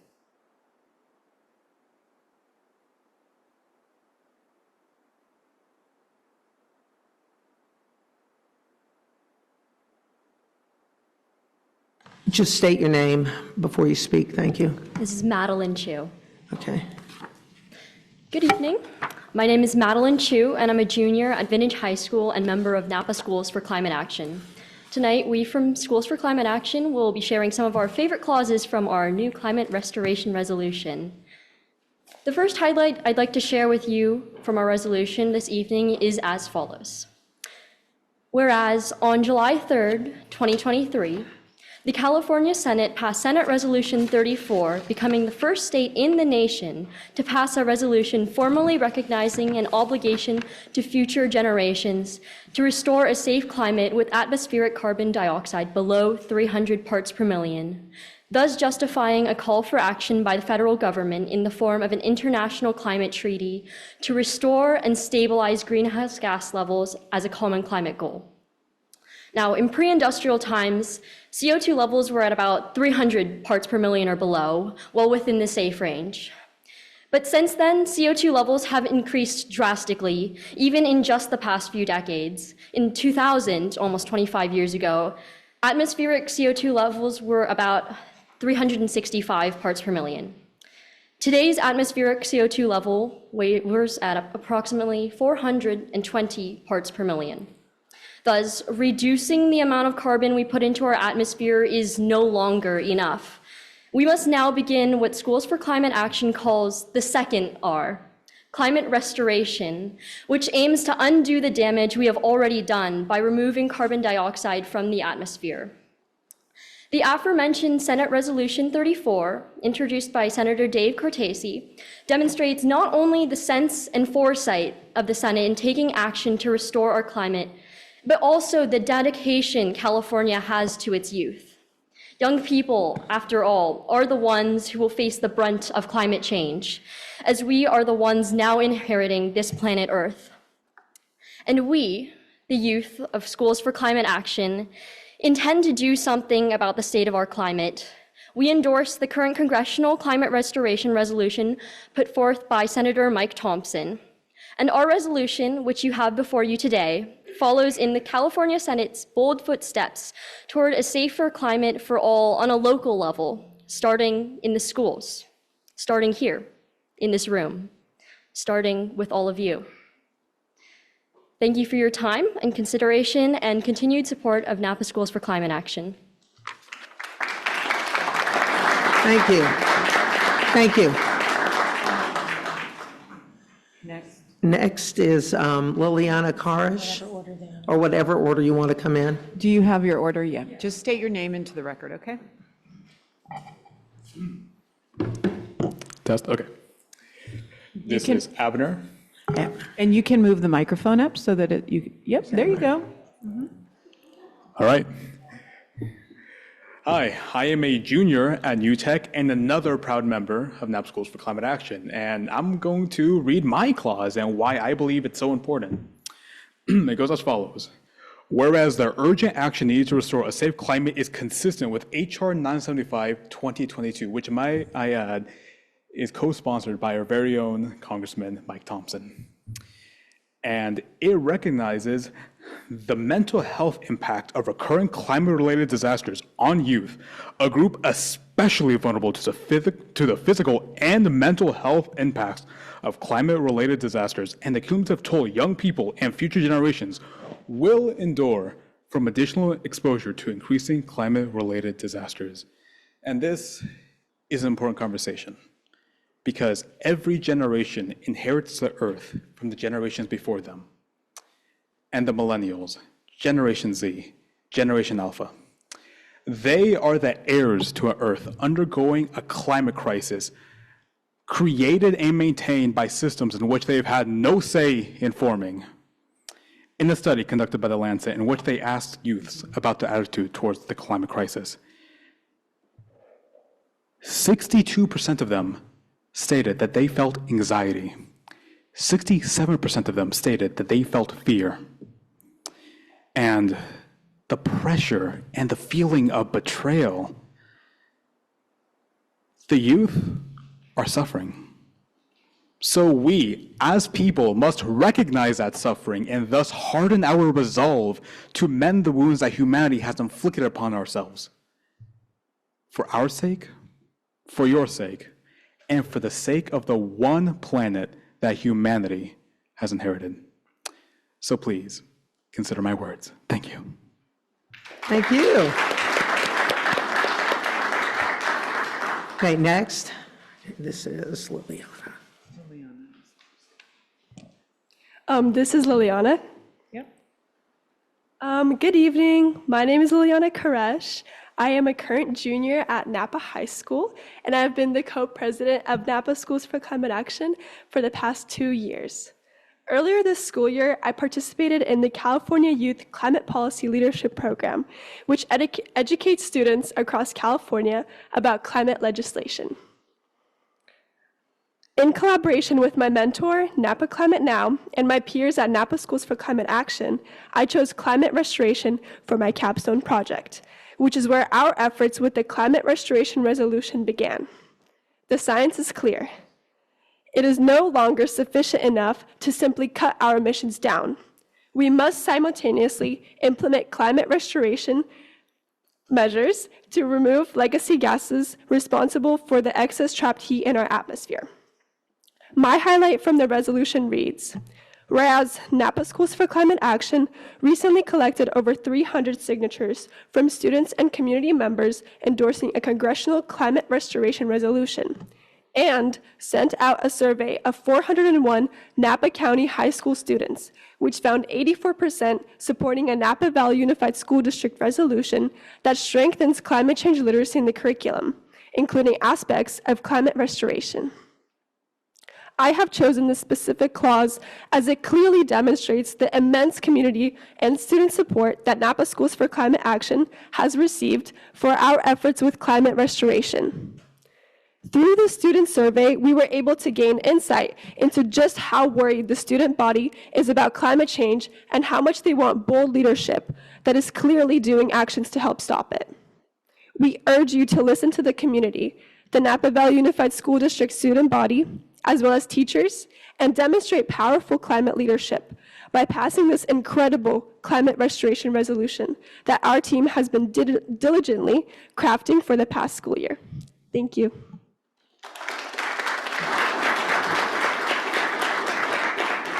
Thank you. Next speaker. This is Catherine. Hello, everyone. My name is Catherine Bitt, and I am also a member of Napa Schools for Climate Action. I first want to start off by thanking the NVUSD Board of Education for your time and consideration tonight. And with that, the whereas clause from our climate restoration resolution that I want to share and highlight is climate restoration will benefit NVUSD families and communities by reducing losses by the wildfires and droughts fueled by climate disruption while producing positive effects on human and ecosystem health, along with jobs in agriculture and the economy as a whole. This is a precondition for intergenerational climate justice, as young people will suffer the worst effects of climate breakdown. Our current climate crisis poses as an extreme threat to our NVUSD families and communities' safeties, jobs, and health, while also being a massive hazard to Napa Valley's amazing agriculture and world-renowned vineyards. Stated in the whereas clause I previously mentioned, this is a precondition for intergenerational climate justice, as young people will suffer the worst effects of climate breakdown. As a young person myself, with multiple young individual loved ones at home, I know and fear that our health and futures ahead of us are endangered and at risk under our current climate crisis. The implementation of the Climate Restoration Resolution prioritizes and protects our NVUSD families, communities, and students, as well as providing our rising generations a chance at a safe and healthy future. Thank you.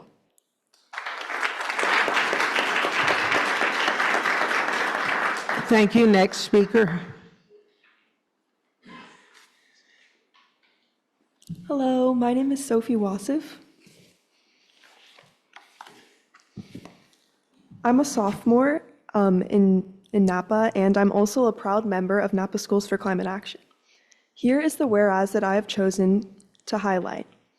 On May 23, 2019, the Napa Valley Unified School District Board of Education passed Resolution Number 1929, a climate emergency resolution that declares, in part, that climate change is a generational justice and human rights issue, that limiting global warming to 1.5 degrees Celsius will require rapid, far-reaching, and unprecedented changes in all aspects of society, that leaders must recognize the climate emergency that threatens the residents of Napa County and the entire world, and that they must respond with the emergency measures needed to achieve the goal of net zero climate pollution by or before 2030. Firstly, I want to thank the Napa Valley Unified School District Board of Education for their help in adapting and passing our climate emergency resolution in 2019 and their continued support over the past 5 years. Without your efforts, our Schools for Climate Action community would not be able to grow and develop the voice we have today. Secondly, it's critical to recognize that if the global community's current temperature path is sustained, we will fail to limit global warming by 1.5 degrees Celsius, which is the critical point outlined in the Paris Agreement and our 2019 Climate Emergency Resolution. This is a moral failing on humanity's part. In response to this shortcoming, Napa Schools for Climate Action has taken a step back and decided to shift our efforts. Our climate restoration resolution aims to take a more active approach in limiting global temperature rise through not only reducing emissions, but also implementing natural and innovative methods of removing greenhouse gases from the atmosphere. Clearly, our goals are set high, but we are confident that with the help of the NVUSD Board of Education, our resolution will strike change in our community and give us a stronger voice to advocate for climate justice. Just as in 2019, it is essential that we have your support to help protect the well-being of Napa residents and all inhabitants of this beautiful earth. Thank you.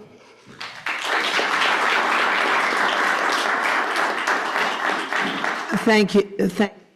Next speaker, please. Hello, everyone. My name is Maya Medallier. I just want to start off by saying good evening to the entire board and everybody from the community that's in attendance. I'm currently a sophomore at American Canyon High School, and the whereas clause that I decided to highlight from our restoration states, schools and educators play an essential role in engaging students in science-based, hands-on, relevant learning about climate change and preparing students for job opportunities in green technologies, construction, and restoration efforts, Climate Generation 2022. I decided to highlight this whereas clause because it truly resonates with my own ambitions for my career in the future. Specifically, it was through NVUSD education that I was able to fuel my ambitions to pursue a career in the environmental field, specifically marine biology and habitats, which is an important field that contributes to the decrease of carbon emissions in our atmosphere. I believe that this clause is very important because it could provide students in all throughout NVUSD with the resources to pursue a dream just like mine. It would be through the adoption of this restoration that we could increase climate literacy and advocacy all throughout NVUSD, and that's very important to me and to everybody that's part of Annapolis Schools for Climate Action. Thank you so much for your time and your consideration, and I hope everyone has a good evening.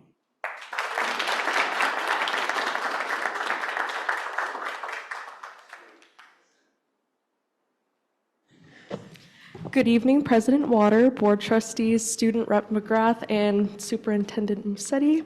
My name is Allison Bensick. I'm a senior at American Canyon High School, and I will be closing on behalf of Napa Schools for Climate Action today.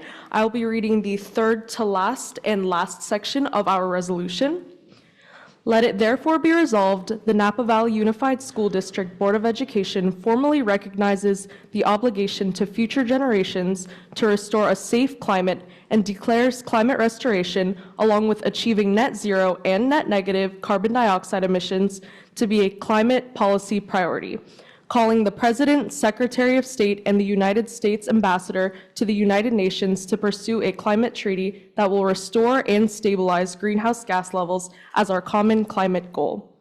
And be it further resolved, the Napa Valley Unified School District Board of Education supports the transmission of official copies of this resolution to the following: the Superintendent of County Schools, the school boards of all school districts in the county, all student councils in our district, district educators unions, all district parent-teacher associations, all California County Superintendents of Schools, the State Superintendent of Education, and the California State Board of Education, all California County Boards of Supervisors, the California State School Board Association, the National School Board Association, the Governor of California, all California legislators, the Congressional Climate Solutions Caucus, all California members of Congress, the President of the United States, Secretary of States, the United States Ambassador to the United Nations, the United Nations Secretary General, the IPCC Chair, and the Schools for Climate Action campaign.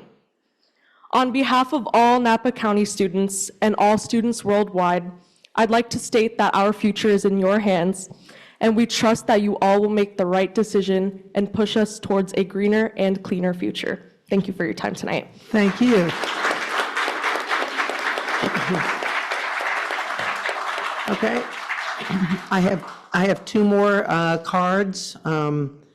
Nick, would you like to speak about your card?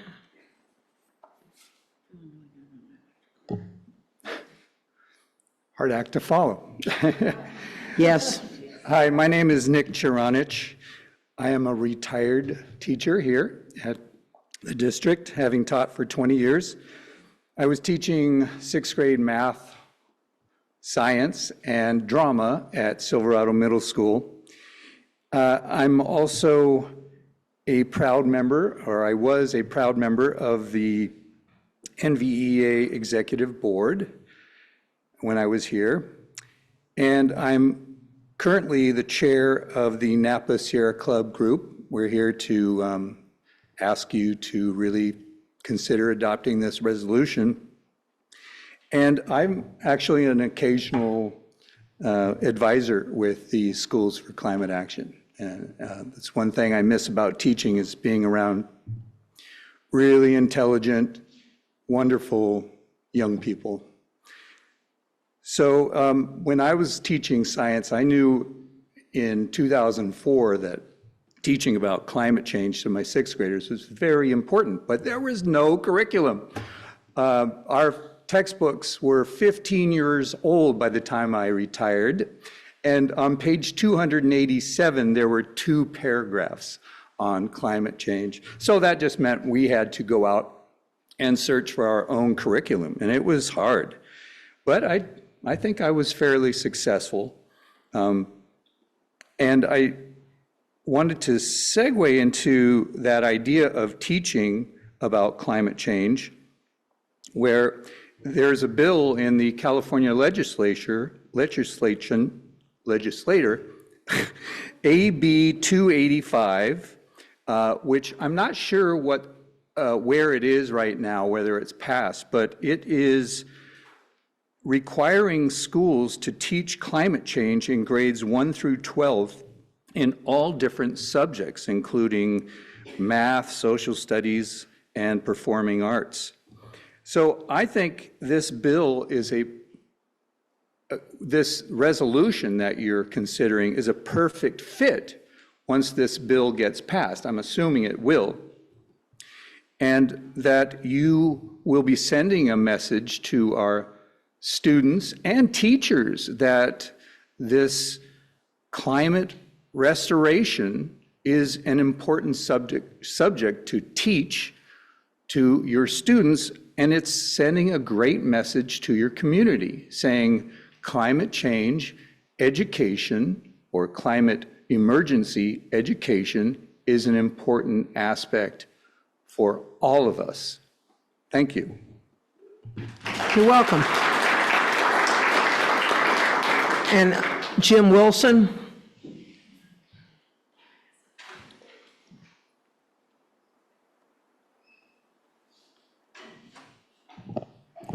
Thank you, President Water, Board of Trustees, student member, Dr. Musetti. I'm Jim Wilson, grandfather and a member of Napa Climate Now, which is the Napa County affiliate of 350 Bay Area.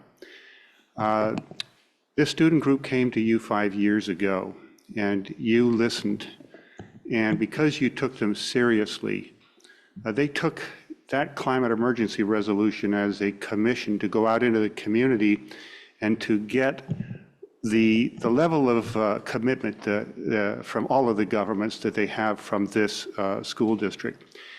And 2 years later, they had it. They had climate emergency resolutions from each of the cities, the county, and the RCD.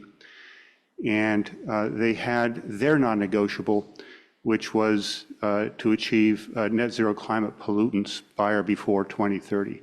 They got that from this courageous board. They also went out and asked for the principle that first, do no further harm around infrastructure, fossil fuel infrastructure build out. Now, each of the cities in the town has either passed an ordinance or a zoning change or is set to do so to prohibit the building of any new or expanded gas stations. That is a first in the US.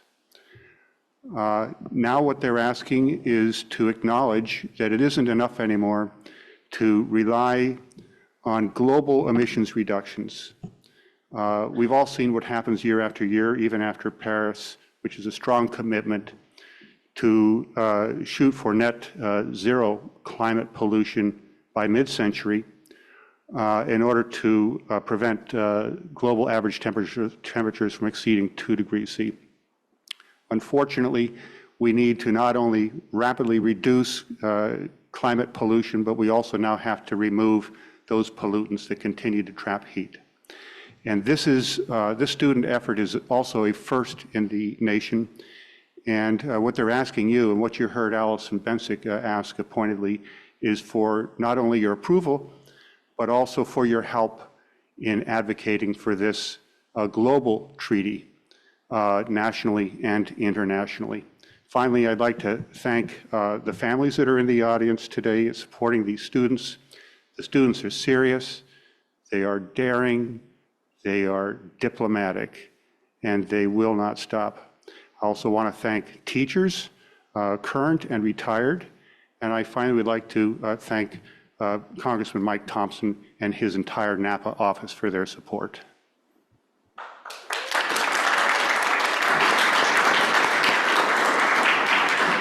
Thank you to our speakers, and we're having a discussion now. You had something to say? Indeed. Trustee Gracia? So I love all the work that's been done by our students and applaud their leadership that they have demonstrated in this area. It's clear they've put a lot of time and effort into this project, and I appreciate their dedication to civic engagement. This is a great way for students to get involved and participate in local governance. The issue itself is important, and while I want to honor the students' commitment to this issue and all the time they spent doing this, I don't understand why this has been brought before us today. The district already has a climate resolution, and this seems like we are attempting to step way outside of our lane. This resolution says that we are basically going to tell the President of the United States, the UN Ambassador, and the US Secretary of State what to do on climate change. This is not the appropriate action of the school board to be telling the very highest ranking government individuals in our country what they should be doing on federal climate policy. It has been mentioned several times that Congressman Thompson is advancing appropriate legislation on this topic, which is where this issue should be properly addressed. Our job is and remains to be setting educational policy for our local school district. Heck, as long as we're telling the federal government what to do, why don't we pass a resolution that we do away with the twice-a-year time change and propose we circulate it to every single member of the House of Representatives so we can take that up and make sure that it's passed, because it's already been passed by the Senate and nobody likes time change. I believe it's inappropriate for us to use our position to advance pet projects that individual members of the board are politically interested in, and it is not the best use of our time. There is no quicker way to create a divisive board than to start taking up partisan political issues facing the federal government. If you say you don't want more partisan politics coming to our school board, then stop inviting them through the front door.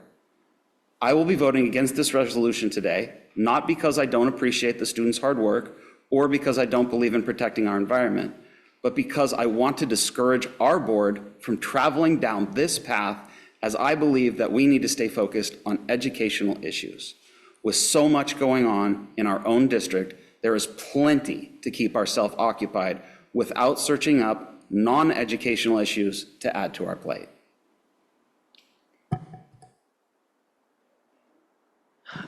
Any other comments? Well, thank you very much. I think we'll have a roll call vote on this. We did already? No, we haven't done it. A roll call, we already. Yeah, I moved, we've yeah. done the Yes. motion in the second, but I don't think we voted on it. Now, I would have remembered that. Okay, roll call vote. Executive Assistant Morales? Yes, Student Board Member McGrath, Aye. Trustee Water, Aye. Trustee Reiser, Aye. Trustee Hugh, Aye.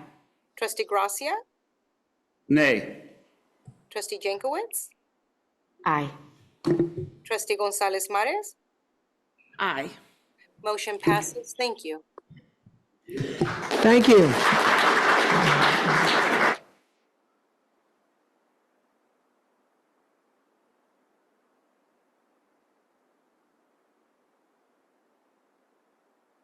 Whoops.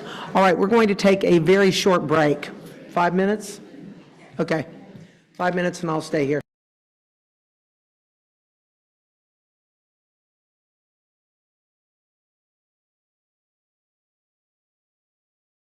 Introduction of supplementary health instructional material adoption. We're going back. We're going back. We skipped it. Except I'm not, where's A? A isn't on my thing. It's not on my agenda. What do you mean A? Well, this is 4, and then this is B. Hold on. You're going to go to H. 4, yeah, but look, 4. And then there's B, but there's no A. Just, wait, they're just hang on H4 now. right now. Just, Okay. just call H4. Okay, And I'll fix H4. it. Okay, we're at H4. Okay, thank you very much, President Water. So tonight, yes, we'd like to give you an update on our facilities and bond program update. And specifically, we would like to let the board to know what is happening over the summertime. A lot of planning has already been happening towards that, but there's actually a fair amount of work that's going to be happening over the summertime. So our bond program manager, Vice President of Van Pelt Construction Services, Kelly Jurgensen, is going to take you through a slideshow and give you an idea of some of the work that's going to be happening at school sites throughout Napa Valley Unified School District. So Kelly, are you out there? I'm here, yeah. Just 1 second, I'm pulling up my slides. All right, thank you. There we go. All right, trustees, President Water, and Dr. Massetti, thank you for having me back. The presentation tonight is nested under strategic goal number 4, as most of our items are. And the projects that I'm going to share with you this evening are under the funding of Measure A2 in American Canyon. We are finishing up vetting the bid for Canyon Oaks outdoor learning areas, and that'll be going to the meeting. We'll be improving the quads between the classes in 2 different areas and providing lunch shade structures for the students and staff there.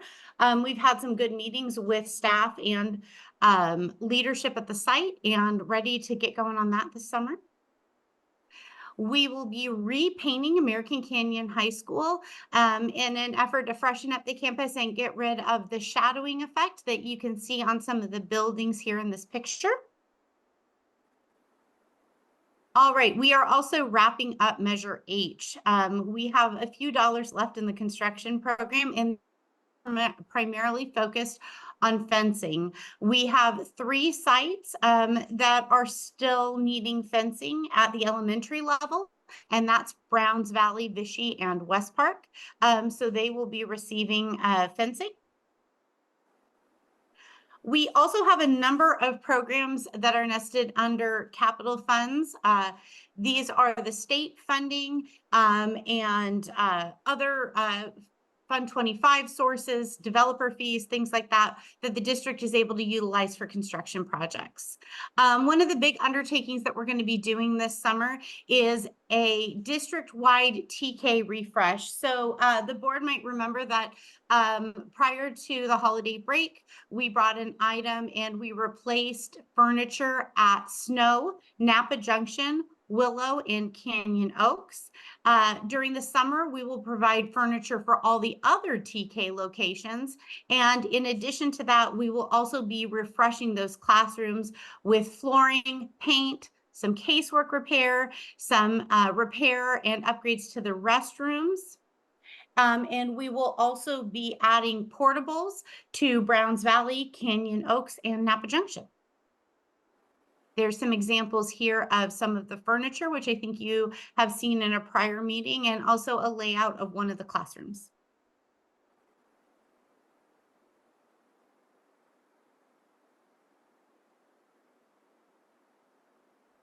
At Northwood, we here on the right with a new larger shade structure that provides more coverage and is a little bit more sturdy than the fabric canopies that have been in use at the site. And that'll also be happening at Northwood over the summer. All right, we will also be doing an interior refresh at Alta Heights. So as the board may recall, a few years ago, Alta Heights received the campus upgrades, which includes HVAC and roofing improvements.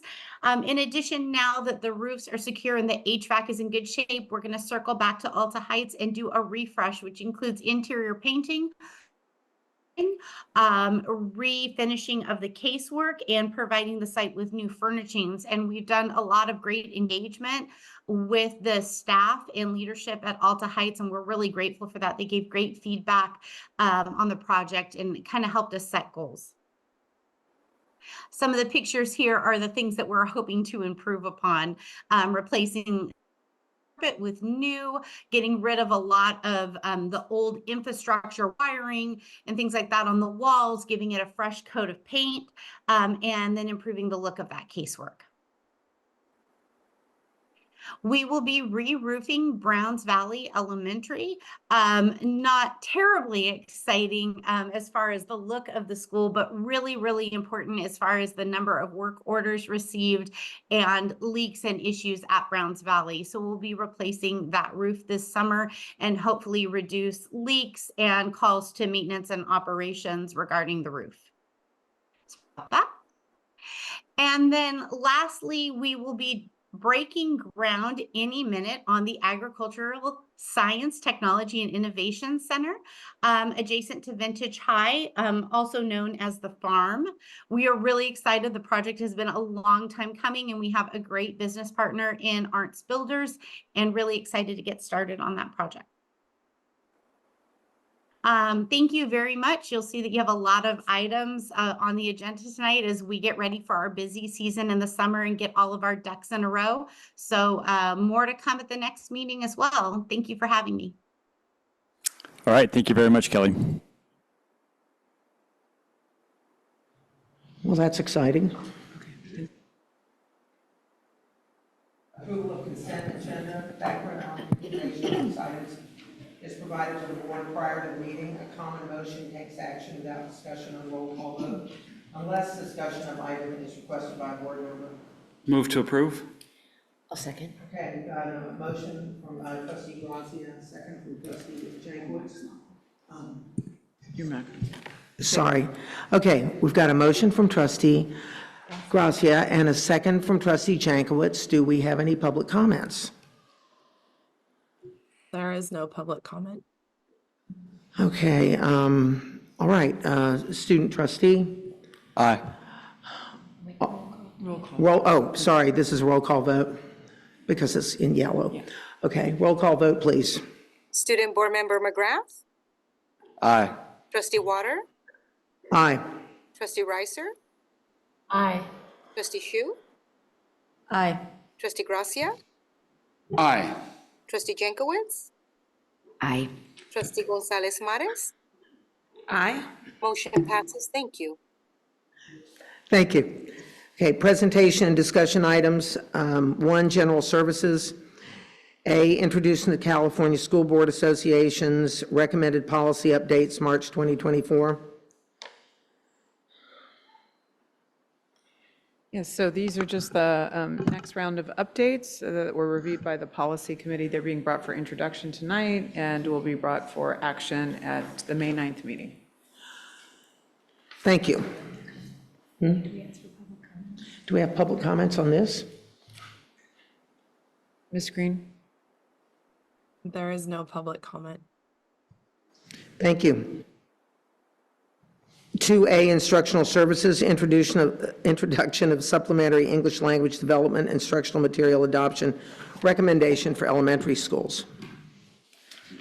Good evening, President Water, Board of Trustees, Dr. Massetti, Student Board Member McGrath. I am introducing to you this evening a supplementary English language development resource for elementary schools that allows teachers to target instruction, provide differentiated support for students across all levels of English language development, targeting specific standards, specific skills. Again, that would be used as a supplemental resource.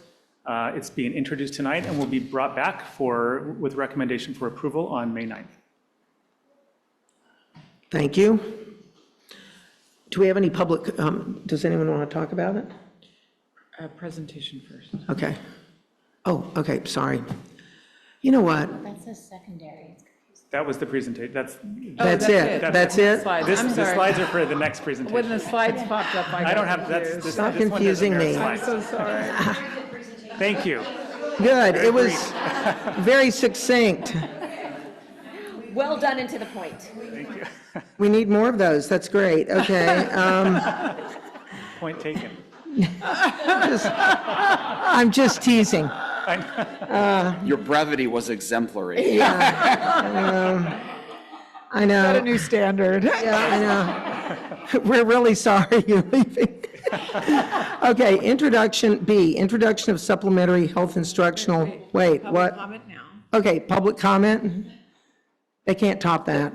There is no public comment on this item. Yay, okay. Oh, let's see. We do have a public comment on J2A. J2A from Ms. Norma Ortiz. And B and C. Yeah, I think she's fun. Hi, thank you. This is more like a question, and it kind of lines up with A, B, and C of item J. I'm just a little bit curious on how this is going to work out in terms of supporting students with different dialects, if any. A, B, and C. Thank you. Thank you. All right. Now, B, introduction of supplementary health instructional material adoption recommendation for elementary, middle, and high schools.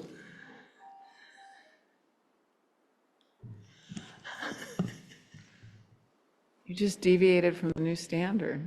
I did. This will not be as brief, but it will be engaging. I guarantee you it's engaging. We have Well, that's the main always thing. makes it engaging. Okay, so thank you for the opportunity to present this evening. We are pleased to provide you with an introduction to our health education supplemental curriculum for 5th, 7th, and 9th grades. And this will be recommended as the curriculum for one of the 6 content areas for health education, specifically growth, development, and sexual health. We have conducted a thorough analysis of programs and found that this program we can confidently recommend.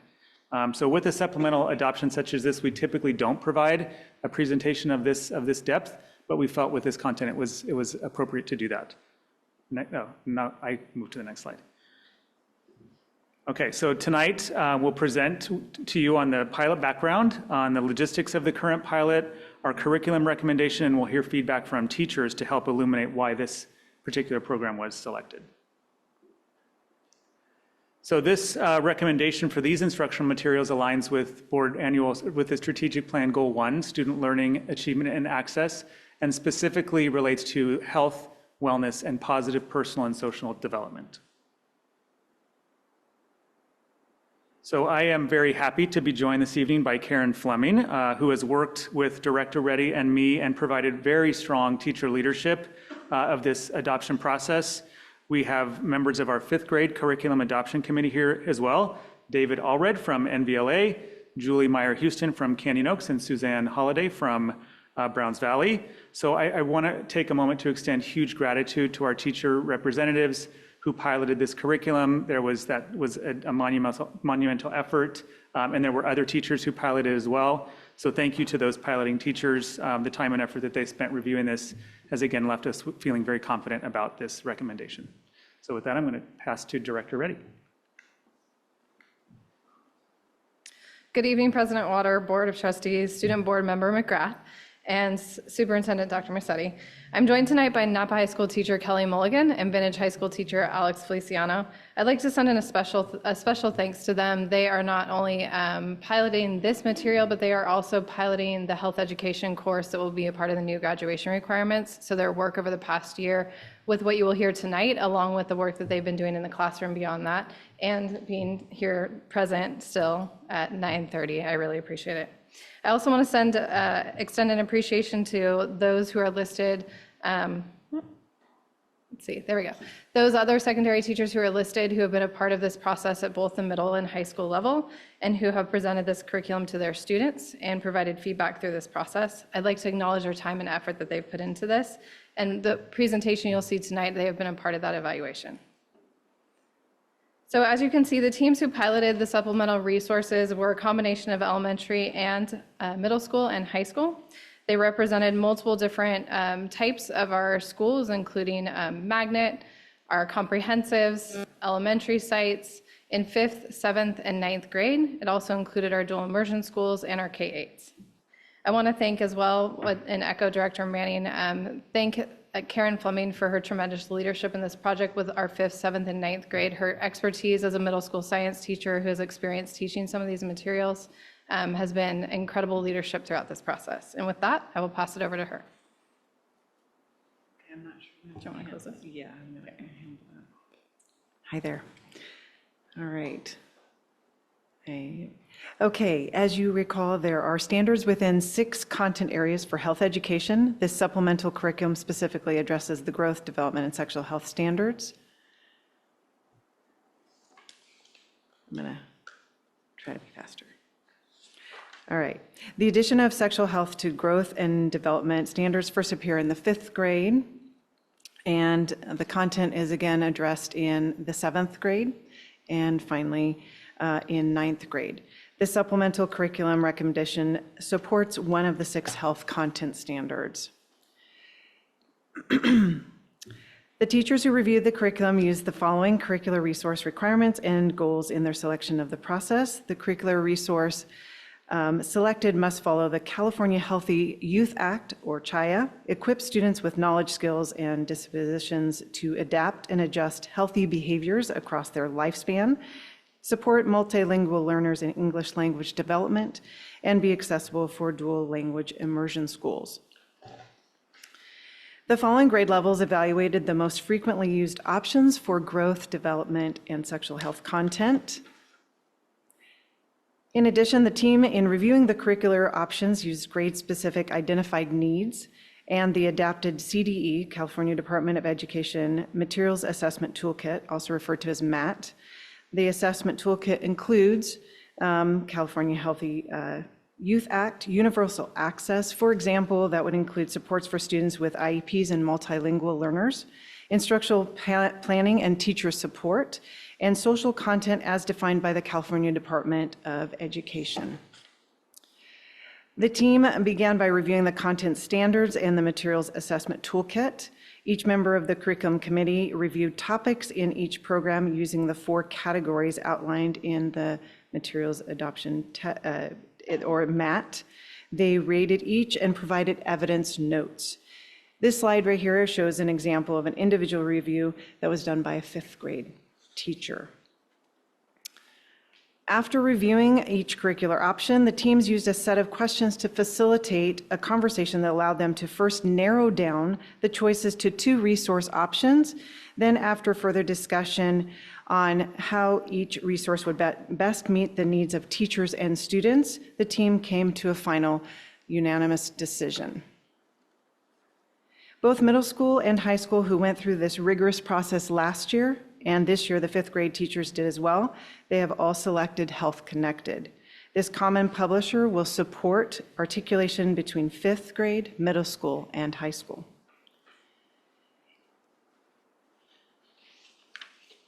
It is a privilege tonight to have a few members of our curriculum committees here this evening. They are going to share their perspectives on the pilot process and curricular resource.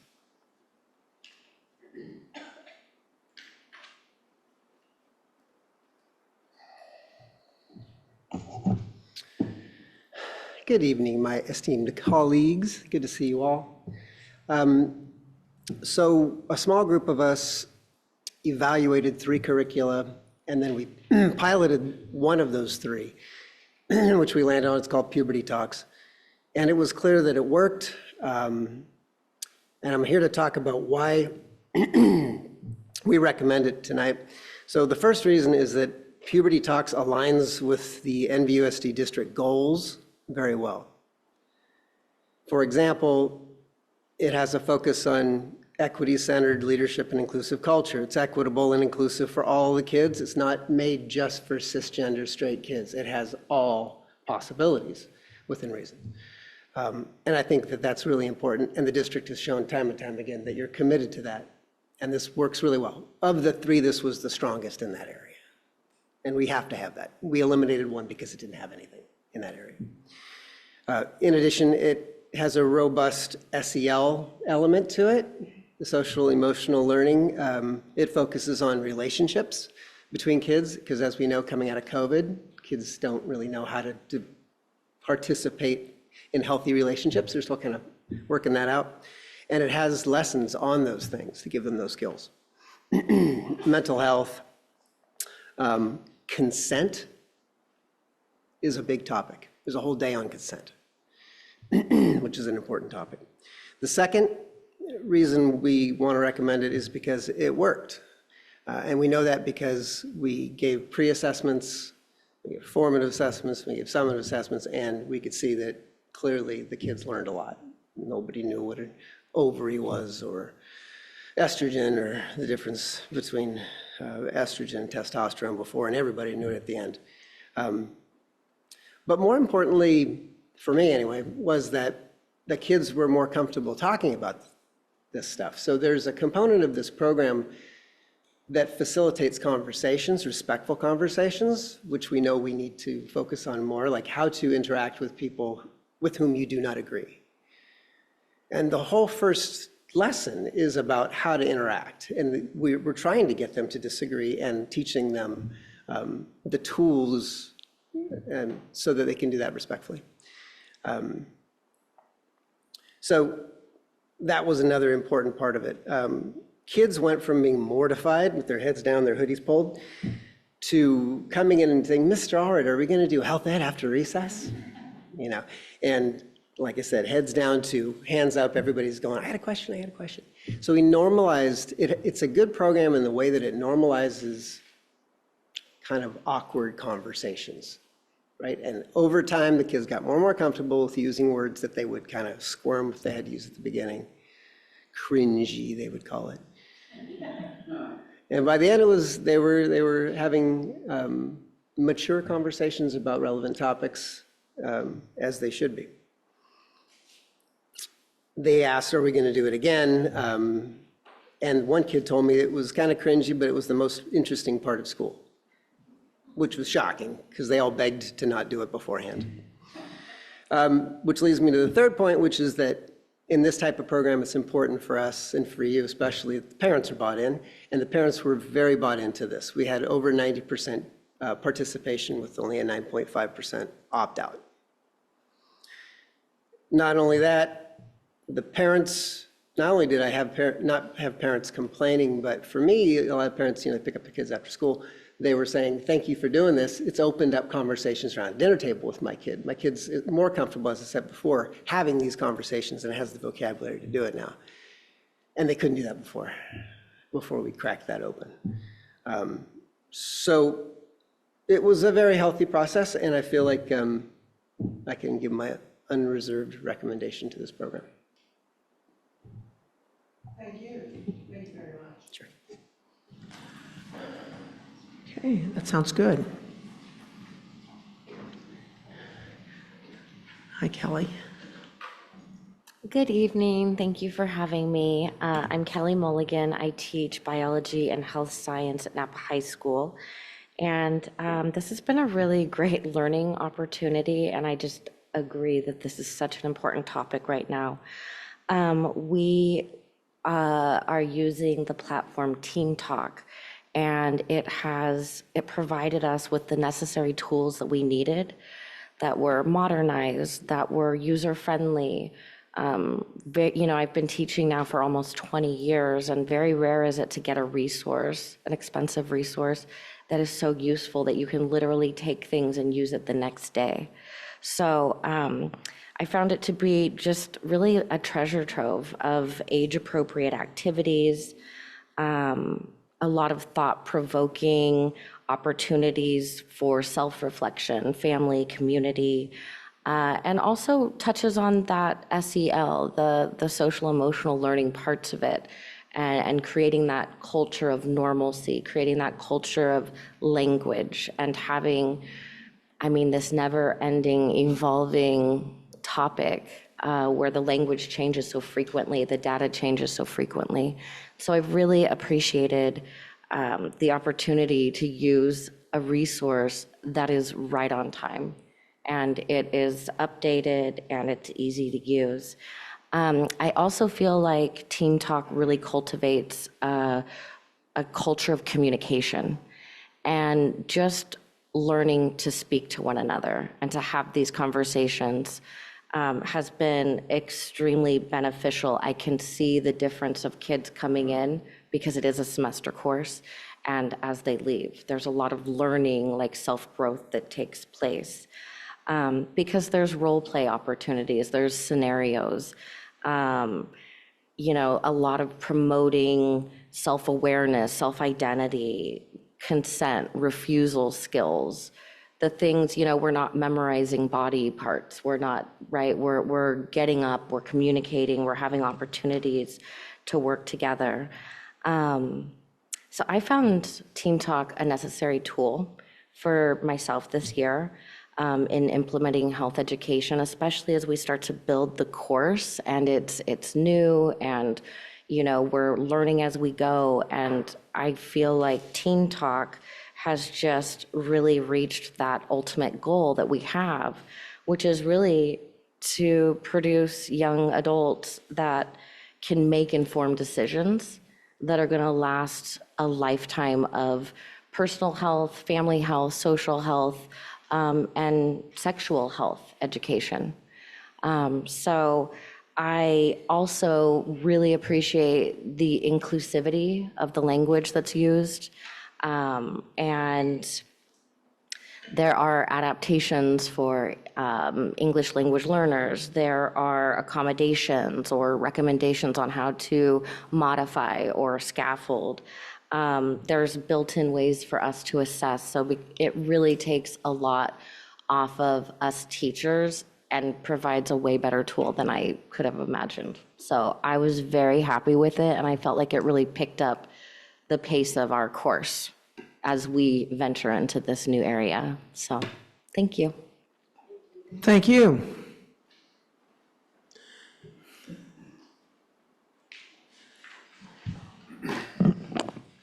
Good evening. My name is Alex Feliciano. I'm a teacher at Vintage High School. I teach health and PE. I'm going to kind of wrap this up, keep it succinct, as you have shown to like. No, it's okay. We were just fooling. No, although our textbook has proven to be a great resource for us this school year in the pilot program for health, the additional curriculum of Teen Talks has provided us with a huge boost of support in planning, implementing, and just enhancing our overall instruction. The already robust materials were supplemented by a 4-day online training that was both informative and interactive for the instructors. The instructor guide is very thorough, but also well organized. It's complex, yet digestible. And I think we can safely speak for all of our colleagues to say that we can confidently promote and encourage Teen Talks. And it's been a huge benefit for teachers and students alike. Thank you for your time. Thank you.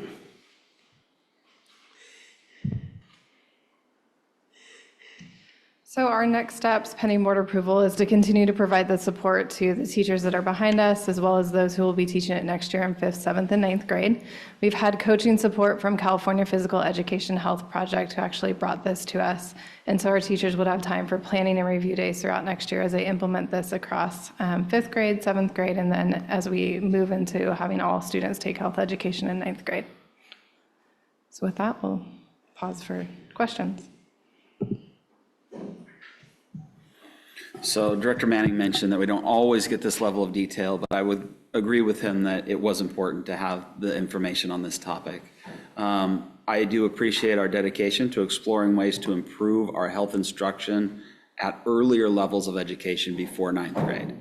I have a question about what supports do we have in place for teachers and administrators if community members or parents complain. Anytime sexual health is discussed, it often easily leads itself to controversy.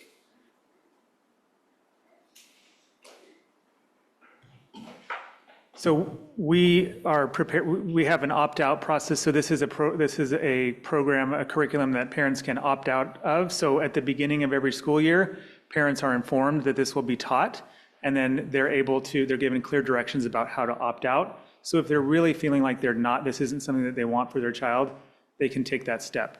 We are also making the curricular resources available here in the district office so that parents can come, sit down, and review them. And we actually are setting this up so that parents come and sit down and review the materials with someone so that they have a deeper understanding that they're developing versus just thumbing through a curriculum and being left with a lot of questions, perhaps. Sounds smart. One addition that Karen has been working with our Viviana Luera, who oversees our parent and community liaisons, and exploring how we can align some of our parent learning series potentially to some of what's happening in the classroom, so that those conversations that our teachers are facilitating with students, our parents are maybe then empowered to engage with their child at home. So we look forward to seeing how we can partner. Those are early conversations, but we look forward to seeing how we can do that. And then it sounded like interacting with people who disagree with you could be a very valuable skill to be teaching fifth graders who are preparing to head off to middle school. So that sounds pretty neat. I did promise Assistant Superintendent Page I wouldn't say anything, but I want to express my gratitude. This is difficult subject matter, and what I'm not going to pretend that I have expertise or I did any of the piloting. The expertise is here, and so I have to acknowledge that the key things that you hit on that I think are so critical are the things that you looked for in communication, the normalizing conversations for these kids. You're teaching kids to advocate for themselves, to feel comfortable with themselves, to be able to broach topics that they might not otherwise feel comfortable in doing, in creating safe spaces for difficult conversations allows creation of safe spaces for lots of different types of conversations outside of this subject matter. So I want to thank you for your broad view and for taking the time to present it in a way that is so digestible for us to understand the impact that you'll have in the classroom. So thank you very much. Sorry, Dana. So I really appreciate the fact that we're normalizing this conversation, because it's so important for our youth to be empowered to do that. I do have a question about, so one of the reasons why some youth might not be comfortable, maybe that they don't necessarily have that openness at home. So what supports do you imagine we might need for parents to be able to kind of use some of the skills or talk about some of the skills that the kids are going to be bringing home with them once they get this curriculum? Is there any support for parents to be able to have a healthy dialogue with their children? Because that really is going to happen, and it will be the next step. So I'll invite one of our teachers to come up and speak to that. There are resources that are at the elementary level with puberty talks that are sent home, that are sent home with students. Absolutely. Thank you so much, Dr. Chu, for that question. Good evening to all of you. My name is Julie Meyer Houston. I'm from Canyon Oaks Elementary School. And I wanted to share that in our puberty talks, there is a document in there called the Adult Survey, right? And specifically in there, it's an opportunity, it's front and back, it's an opportunity for the children to say to mom or whoever the trusted adult is in their lives, I'd like to have a conversation with you, please. And it is done over a period of time from the beginning of the moment they have their first lesson with us to the last lesson that is given. And it's a 6-lesson opportunity for the children to learn about sexual health. But in the questions, it asks, the child interviews the parent and says, I wish I had the document there, so I'm not making it up, but it's something to the effect of, was puberty for you fun or not? Why or why not? Just like that. I mean, it's the beginning, right? And then from there, when did you notice for yourself that your body was changing? So it allows for conversations to develop. And at the end, it's how did you handle a situation that you were uncomfortable with? So it asks the parents for their perspective, not just us teachers saying, this is what the curriculum says, how to handle it, but mom, dad, or trusted adult, how did you handle that situation? What would you recommend for us? And it also says, is there anything else you'd like me to know? So it's open-ended. And it provides a wonderful opportunity for the children to feel like they can become open with an adult, talking about these sensitive topics, as well as allowing the trusted adult to be able to know how to answer the conversations, because they get to discuss it over time. And they get to see the difference between how they initially responded to the child's questions and then the end. How have they changed as the trusted adult in response to the learning that has happened? I hope that answers your question. Yeah, no, that's great, because I think one of the things that we always want to see is a school-home connection with a lot of this. We know, parents are the kids' first teachers, and they continue to be teachers. And so I think it's good, we need to bring them into this conversation to really foster a healthy relationship across the board. And I'm glad that this is built into the curriculum. Yes, it is. Thank you. Is there anything else you wanted to add to that? Okay, all right.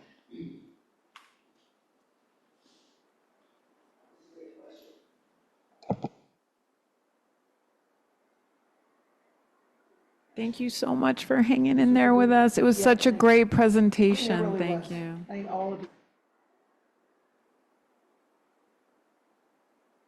That's already. Do we have any public comments on this online? There is no public comment on this item. Okay, and anyone else in here wants to comment? Nope. Okay, great. Thank you.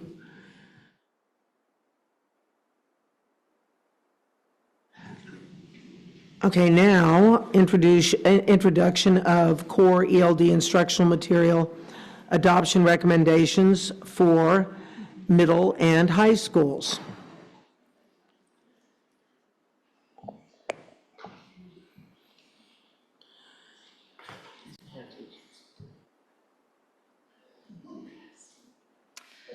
Okay, good evening again, President Waters, Board of Trustees, and Student Board Member McGrath, Superintendent Dr. Massetti. Tonight, I have the opportunity of presenting the instructional materials recommendation for English language development. As a former ELD teacher, this brings a lot of joy to my heart to do this evening. So tonight we will review the goals, how this aligns to our goals, as well as how this aligns to our master plan for multilingual learners. We will also look at the pilot process that the team went through, introduce you to the committee, and have you hear from some of our teachers who are here this evening, as well as some of our students in the presentation, and they will explain to you the recommendation and the rationale. So as we look at our strategic plan, the recommendation for ELD instructional materials is really important to supporting our multilingual learners on their journey to college and career readiness. It provides a responsive, engaging pedagogy for them that supports them not only in their English language development, as you think about it when it comes to English, but also across the content so that they are successful in their other classes on their way to college and career readiness. Our master plan for multilingual learners, which was adopted by you all on September 8th of 2022, this really helps support in 3 areas as we continue to keep our eye on that master plan. It supports students in improving the quality of instruction for our multilingual learners by giving our teachers a resource that really focuses across the content. It assures that they have equity and access to those content areas by providing that additional support that they need.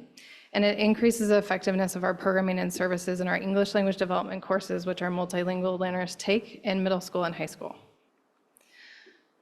So as a part of that plan, there are language development approaches, and as the committee looked at what instructional material would really support our English development teachers, English language development teachers and our students, they really honed in on these 5 areas to ensure that the curricular resources provided sustained academic rigor for our students, that it held high expectations, that it would engage them in quality interactions because we know that's so important to their learning of their language, that they have a sustained language focus across various disciplines, and that it's a quality curriculum as they look at how it applies across language levels as students develop their language. The pilot process, there was a committee that you'll see. We looked at an evaluation of instructional materials, so they developed criteria, some of which was just shared with you, and then they prioritized what's most important for those particular courses and ensured that it complied with our social content as it's provided by the state. They piloted those materials, which you'll hear about in more detail through this process, and tonight they're here with a recommendation. So this is the product of a work of almost a year. They started this process last spring and spent the fall and the winter piloting materials and reviewing throughout that process, engaging in dialogue, and presenting the recommendation tonight. So there was a team of teachers who teach ELD across our comprehensive schools, as well as New Tech High School, Valley Oak High School, and our K-8 schools, because this will also be used in our 6th through 8th grades at our K-8 schools. It is a privilege to work alongside Dr. Aguayo Ochoa, our district academic specialist for MLL. She leads this team and our our MLLs, and she is, it's late. And she is joined tonight by 2 of the members of our teaching staff who I really appreciate staying. They don't have to work tomorrow. So Judy Edwards from Silverado Middle School, who's done some tremendous work with our MLLs at Silverado, and Daniel Campos Hernandez from American Canyon High School, who's joining her tonight.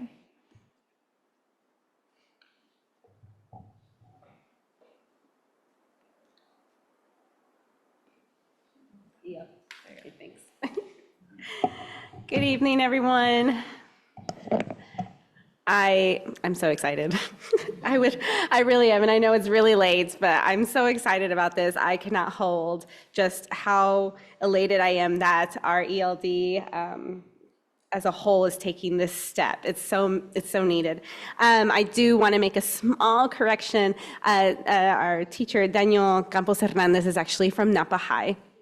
Okay, so with the district lens, after we looked at our strategic vision and we looked at the master plan, these were the 8 key characteristics that we felt as a committee very strongly about that a curriculum should have that would support both the teacher and the learner in their goal toward a target language.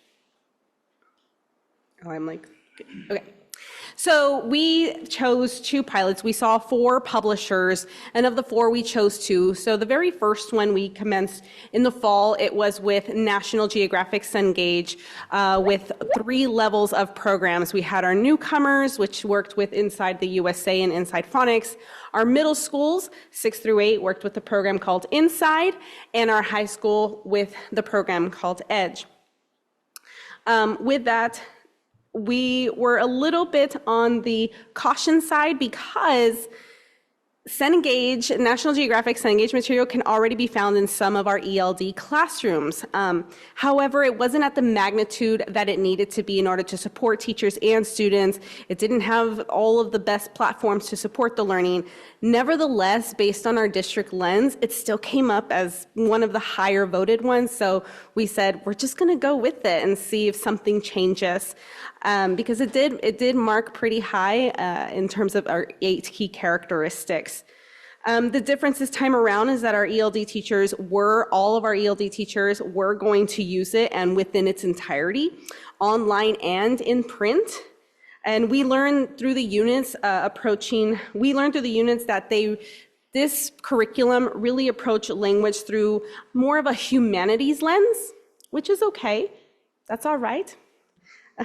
They offered a plethora of leveled libraries, printed level libraries at each level. Additionally, grammar and writing books apart from student editions and in isolation. And we got to debrief about this curriculum on November 15th. Then came spring semester and we got to pilot our 2nd curriculum with Vista Higher Learning, and again addressing our 3 main levels, our newcomers, our middle school, and our high school.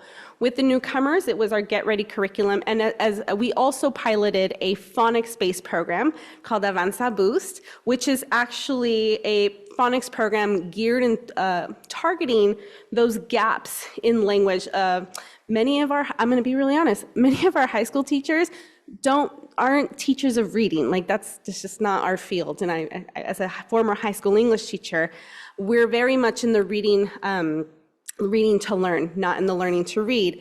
But as time has progressed, the demographic of our newcomers is starting to shift very much in that we're receiving students who do not have a written language. And so many of the English teachers, English language development teachers, were sort of asking like, what now? Like, where do we go with this? So it was really important for us to also make sure that we got to pilot a program that would help fill those gaps for phonic awareness, learning to read, and making sure that we were able to couple that along with our newcomer curriculum. And I'm very excited to say that VISTA was actually one of the highest, it was the highest scoring curriculum. Our steering committee was like, yes, let's do this now. But because of that excitement, we said that we were going to push it to second semester so that we wouldn't skew sort of like our judgment and our use of National Geographic.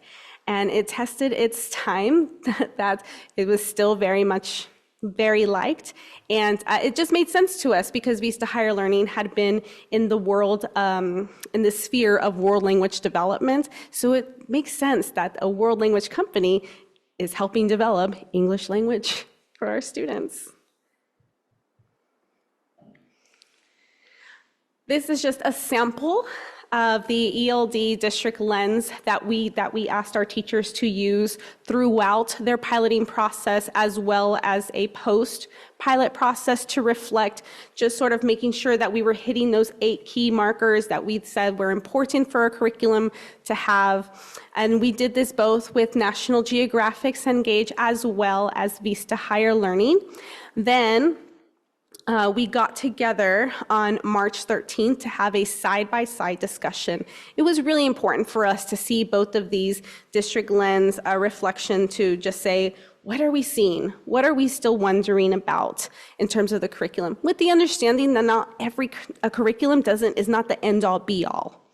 There are going to be some gaps. The question is, can we deal with those gaps? And so we got to have that valid conversation there. At the end of our pilot cycle, we were able to reach out to teachers and say, hey, what's your preference? You know, this isn't a voting, but what's your preference? We want to know what you think outside of the district lens. And we contacted publishers to see if they could answer some of the questions we had right that day. And we were able to make our decision on March 14th. We are proudly and excitingly recommending Vista Higher Learning as our ELD curriculum. Yeah, I am. And there are so many reasons as to why we decided to support this decision. And with that, I thought it would be a really great idea to bring in the teachers who actually used it. And so I want to bring up Judy Edwards, who is our 8th grade teacher over at Silverado Middle School, which, by the way, is doing fantastic things. The school that made the most progress with MLLs last year. Mm-hmm. Hi, I'm Judy Edwards, and I teach 8th grade core language arts, but I have one section of 7th grade, ELD 4 with some 3s in there, and a section of 8th grade. And so we did try both of them. And with the VISTA, I'm just going to go through the list that's on the slide of the different things, and there's a lot of overlap.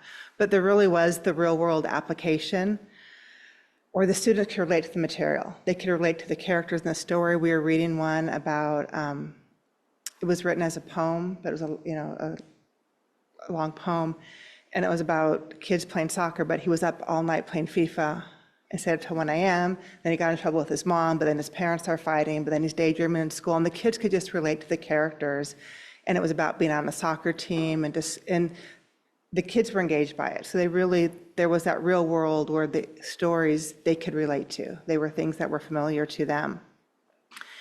And also, there was content that cut across other classes. So we looked at, there was math in there, which was with math they're covering in their math classes, their social studies. So everything in there were things that they could relate to and connect with.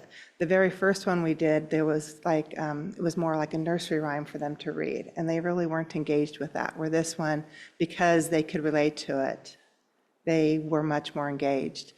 There was literacy across all the content. So for every unit, there's science, social studies, math, and we start with language arts, but then we read a social studies article so I could talk to about, in the social studies text, what do you notice? What's different with the images and the sidebars and the headings? And then there was a science, and then there was graphics on that you'd see in a science book. there was a whole math section, and one kid's like, why are we doing math? We're supposed to be in, and it's like, because this isn't about reading and writing just in language arts. You do this throughout your entire curriculum. And it provided that for them. And so by doing that, they're developing vocabulary that was specific to that content, where they were learning about base words and the root words and words you're going to see and how to figure out those meanings, along with all those visuals. There is a leveled library. We didn't get as much into that, but there is a leveled library that starts from the kids who are just beginning to the higher levels that are based for independent reading that they have. And I got to try my glasses to see my notes. And the stories they're age appropriate and they're high level discussions, yet the students are able to access, so they're comfortable talking about it. There's grammar instruction, reading strategies, but it all goes together. I've used programs before where like, okay, we're doing this grammar, we're going to do this vocabulary, but it flows where it didn't feel like every day we were doing something new, yet we covered so many concepts in the 6-week pilot. I've never been able to cover everything like that where it just flows together, where I don't feel like every day is something new and the kids could see the connection between the different things. And it also, when they do the LPAC, they're tested for reading, writing, listening, and speaking, and they are practicing those skills throughout the VISTA. They're practicing the reading. There's a lot of good things for group conversations. There's videos that model conversations that then we can do. But if you've ever walked into an 8th grade classroom trying to get anybody to talk, it is crickets. They will not talk.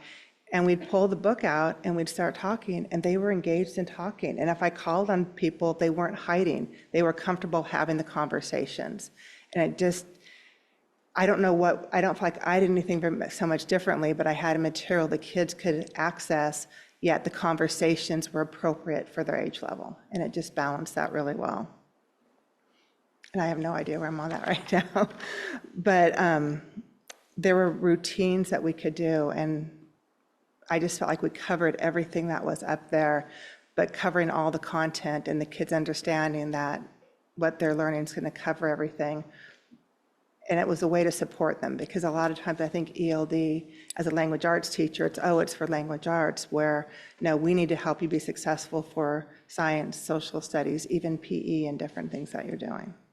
So the next slide. Do I push this one? There we go. Sorry. That's okay. Cool. I am Lenny Campos. I am a teacher at Napa High School. This is my 3rd year there, so it's pretty cool to participate in the steering committee and be here before you. So I want to go back to this real quick. One of the things I really enjoyed about literacy across content is that before I became a teacher, I proctored the LPAC, and I was able to see the type of questions being asked. And one of those things that I was surprised is to see that there was science questions being asked, math questions being asked. And when students were seeing this, they would be like, whoa, what is happening, right? They're caught off guard. And with this now being within your curriculum, you are exposing them, getting them prepared, ready to go for the LPAC, which we are super excited for. Yes, I think that's all I want to say in regards to that, which is something to, yeah. Perfect. Now with phonics, one of the biggest difficulties I've had, I teach ELD 1 with newcomers, and I help with the ELD 2 and 3 lab. So I'm receiving all the newcomers, truly. And one of the most difficult things I've had is our dialect students of Mixteco Guerrero. And I never imagined having to teach a student how to hold a pencil. And so that it was the first time, didn't know how to write his name or didn't know how to identify letters in Spanish or English, because first language is Mixteco. And so that was one of the most difficult things I've had to do, and at the same time help or support others achieve their growth. And so now with Boost, we're able to do that. And so it's a phonics program that will help them develop their letters and their sounds, and how to, trace a letter itself, how to identify clusters, how to identify blended sounds, initial sounds, all of that great stuff. And at the same time, it's connected to a reading program. And so as they're learning phonics, they can start reading at the same time. And so just practicing and emphasizing on that specific letter or sounds or whatever it is, it's truly a great program, and it's helped our newcomer class that we've opened up, since now we have about 65 ELD1 students. It's spiraling in nature. I mean, newcomer to ELD 2, 3, I think it fits right. I mean, I've talked to ELD 2 and 3 teachers, and it seems like it's the right level. So it's not like an extreme increase from one level to another. It's just right, based on my communication with my colleagues. Positive classroom culture. One of the things I've noticed is high engagement I've had this semester, and one of the reasons why I think I've had that, it's because of the curriculum. One of my students is always like, get ready with me, and the curriculum is get ready. And so now he's learned how to say get ready with me, and they're all super excited about getting ready with me. And so that's great. And in terms of translations for support, we do have students from Afghanistan, we do have students from China, and so it comes with certain sections that embed their culture, and they truly respect within the curriculum, and so that's great to see. And also you can see how in Latin America countries, you could use different metric systems in terms of math. And so it's cool to see that transfer that they're using within their language from their home country to here in the United States. And one of the other things that I really enjoyed about the different slices of math, science, social studies is that they have an elective category. And I think that's great for our ELD1 students because they can explore or get to know what's out there, so that when it comes to being able to choose an elective, they have knowledge of what's out there and what they can enjoy when it comes to it. So truly just an amazing curriculum. There's pre-diagnostics where we could know where to place students in the first place. I think as we receive them, it's ELD1 and that's it. But then I get them like, whoa, your English is there. And so it turns out to be a little bit difficult not knowing where they are at the beginning. And this placement diagnostic assessment really helps with that. Assessments you can edit online. The curriculum online itself is great as well. So just the resources are amazing.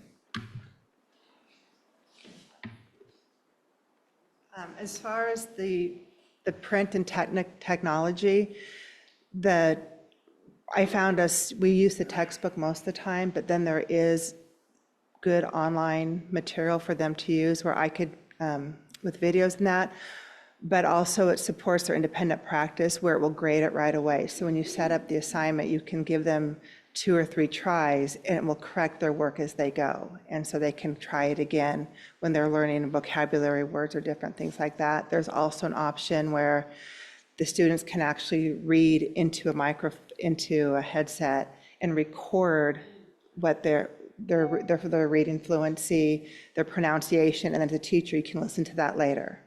Which with my students, we didn't do that one quite as much, but I think for the level 1, level 2, it gives them a chance to practice the language, and the teacher can actually hear the language later too. There is family access tools, so there's parent communication letters that are available in different languages, so you can communicate with parents within the unit, like the unit we did was on friendship. And so there is material you can send home to the parents know what you are studying and talking about too. And it does fit right in. The kids, it was very easy for them to log in through Clever. They can go into the Clever, click the link, and they were in.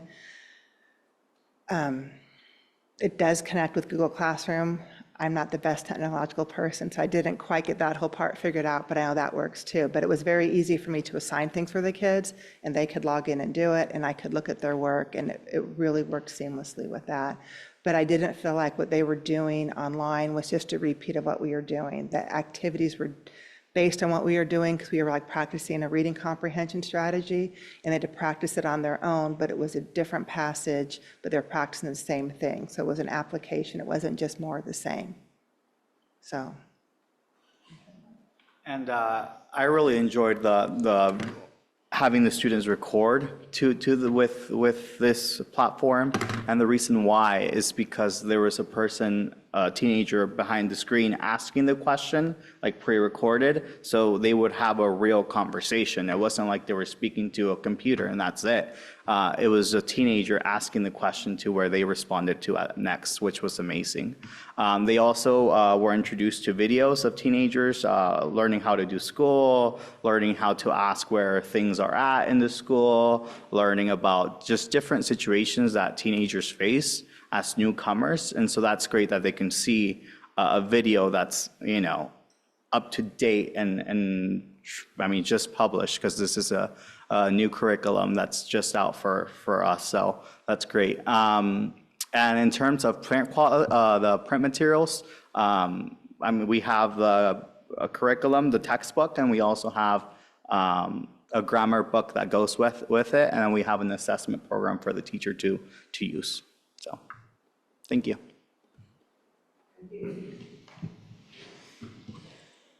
Really what was important for us was that a program was hitting three main markers. It had a multi-discourse approach, multi-content, and multimodal.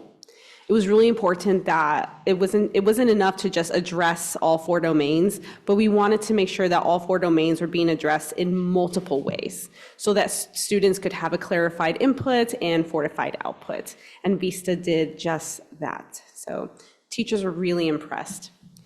And of course, at the center of all of this are our kids. And so Silverado was very kind to lend some of their student voices about how they felt about this curriculum, because, I mean, we do this for them. It helps that our teachers can work it, but they're the ones who matter. So we can play the video. Do I play the video? Yeah, you can. Oh, okay. Nope, that's not it. The little button? Oh, look at that. In class, we read a text called Women Voting Rights. It was about two hardworking women that gave other women the rights to vote. Historical book and talks about soccer. The characters play FIFA and we like to play FIFA too. The story was written as a poem. This book has grammar, which has two new words I have learned, which is endurance and infinitive. These words are an action like a verb and adjective.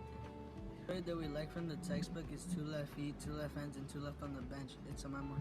This story shows to never give up on the sport that you like. I really like this book.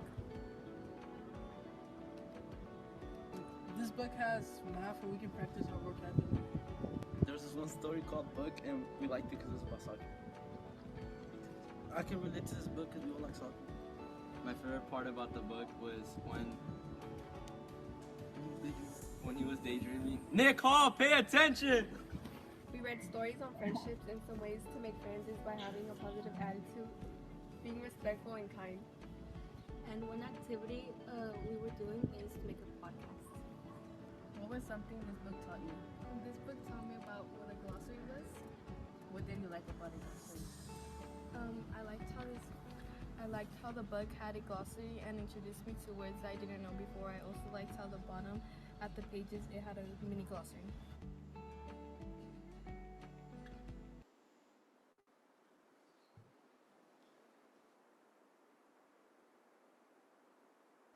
Thank you so much. And we are open to your questions and a discussion. Thank you. Do we have any public comments online or here? There is no public comment on this item. Thank you. Hi, I'm excited about this curriculum. I can definitely feel the energy. I noticed that one of the rationales was that there's family access to online tools, and we heard today from one of our students of the month from adult school was that she was learning English to help her kids. And so what kind of training or some sort of supports do we have for parents to help their children using some of these online tools? Because you can give it to them, but they don't necessarily know what to do with it. Yeah, and is it multi-language? For the parent, right. Right now, there are parent letters in terms of like what the student is learning. It's such a multi-layered approach because many of our students, particularly at the high school, are unaccompanied minors. And so it really just depends on who is at home with them and if they have any level of English. And if they don't, then much of the translated materials can be brought to home. We also communicate with our DLAC and our ELAC and our parent liaisons about how maybe they can help support. We did that as we were handing out information about the LPAC, about like what it is and how they can be supportive at home. And so with more exploration of this curriculum and pending approval on May 9th, then VISTA trainers can come and really help us navigate that much better in terms of how we could really help onboard our parents, because we understand that even though our students are sitting in an ELD class, it's not just the student, it's the student and their family and their community. So we really want to approach their language development through a holistic lens, making sure that we're not leaving behind the families, but they're very much included. So to say I have like a clear answer, I don't, because we only got to pilot a unit or two. But I'm positive that VISTA has been so supportive along the way that they can help us really clarify those next steps. Yeah, and that's what I was really curious about, because it seems like this is a good way to do that, have that holistic approach. So I'm glad you guys are exploring that.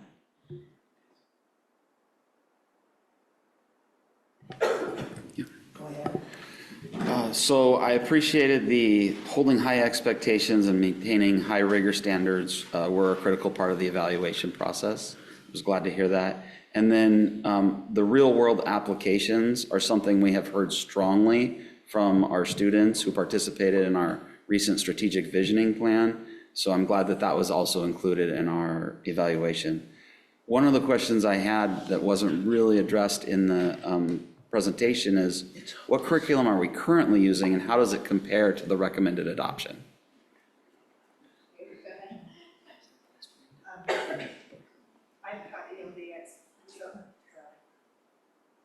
I've taught ELD at Silverado for several years, about 10 years now, and I've not had a curriculum.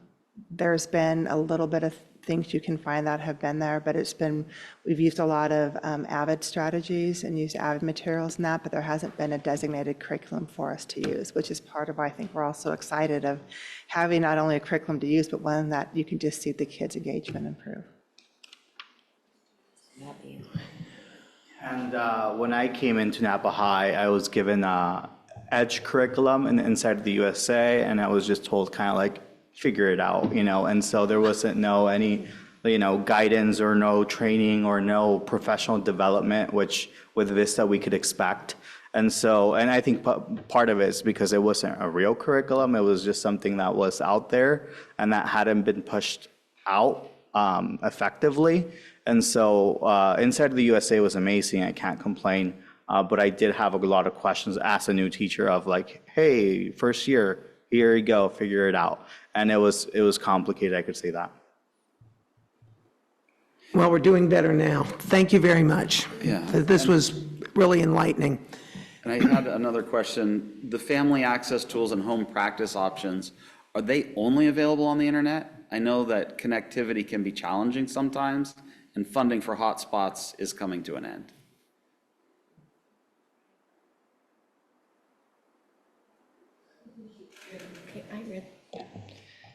So you can print the materials. I think one of the pieces that's come up in this is how do we have systems and structures in place. So if that's not possible and the online resources we want to be used, we have time within the school day. So how are we using that time? All of our middle schools and high schools have some sort of RTI time or some sort of built-in time where they could be using those and could be encouraged.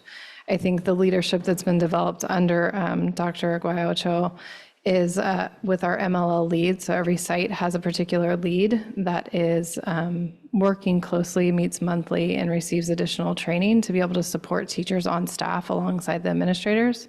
And so looking at opportunities and ways that we can use the resources and also function as a conduit to parents has been a structure that she's developed over the past year.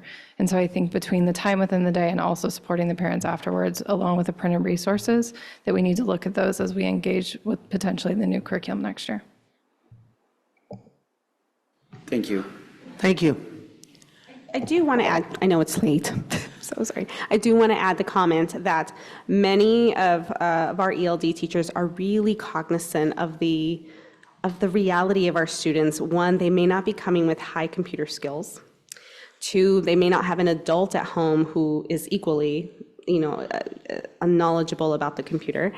And two, because of the nature of the class and we are developing language, it's just best to do everything in person and on print.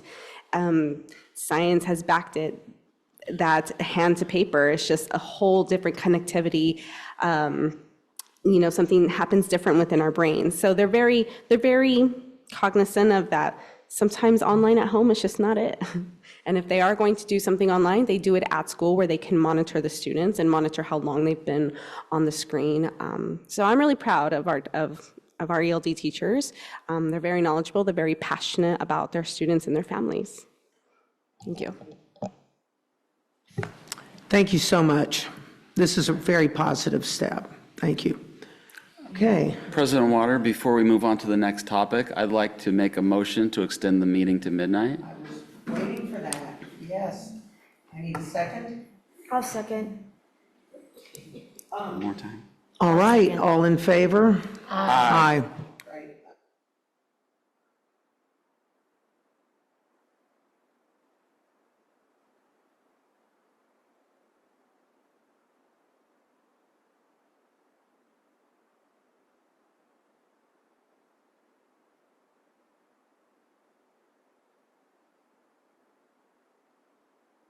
Do we have any public comments on this?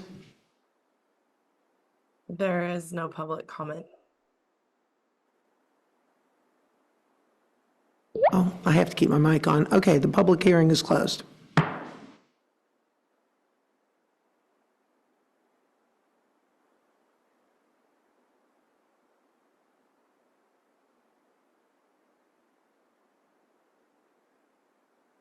Public address systems at Alliance Elementary. Move to approve. I'll second. Okay, we've got a motion by trustee Grassi and a second by trustee Jankowicz. Do we have any public comments? Do we have any public comments? There is no public comment. Okay, no public comments. A student trustee? Aye. All in favor? Aye. Unanimous, thank you. 3, Human Resources. This is a resolution, 2418, declaring May 6th to May 10th, 2024, Employee Appreciation Week. Move to approve. I'll second. Okay, we're going to need a roll call vote on this, but first, do we have any public comments? There is no public comment. Thank you. Okay, roll call vote. Student Board Member McGrath, Aye. Trustee Water, Aye. Trustee Reiser, Aye. Trustee Shu, Aye. Trustee Gracia, Aye. Trustee Jankowicz, Aye. Trustee Gonzalez Mares. Aye. Motion passes. Thank you. Thank you. B, Declaration of Need for Fully Qualified Educators 2024. Move to approve. 25. I will second. Okay, motion by trustee Gracia, second by trustee Jankowicz. Do we have any public comments on this? There is no public comment. No public comments. Student trustee? Aye. All in favor? Aye. It's unanimous. C, Napa Valley Adult Education Classified Calendars. Move to approve. I'll second. Okay, motion by trustee Gracia, second by trustee Jankowicz. Do we have any public comments? There is no public comment. Okay, student trustee? Aye. All in favor? Aye. Aye. Unanimous. 4, Instructional Services, A, 2023-24, School Plan for Student Achievement, SPSA, Addendum. Move to approve. I will second. Okay, motion by trustee Gracia, second by trustee Jankowicz. Do we have any public comments? There is no public comment. Okay, student trustee. Aye. All in favor? Aye. Unanimous. B, memorandum of understanding with Concordia University Irvine, 2024-2027. Move to approve. I'll second. Motion by trustee Gracia, second by trustee Jankowicz. Are there any public comments? There is no public comment. Student trustee? Aye. All in favor? Aye. Thank you. C, purchase of Pearson Digital Resources. Move to approve. I will second. Okay, motion by trustee Gracia, second by trustee Jankowicz. Are there any public comments? There is no public comment. All right, student trustee? Aye. All in favor? Aye. Aye. Thank you. Unanimous. 5, operational services. A, request to purchase refrigerated trucks. Move to approve. I will second. Motion by trustee Gracia, second by trustee Jankowicz. Are there any public comments? There is no public comment. Student trustee? Aye. All in favor? Aye. Unanimous. B, request to purchase school bus. Move to approve.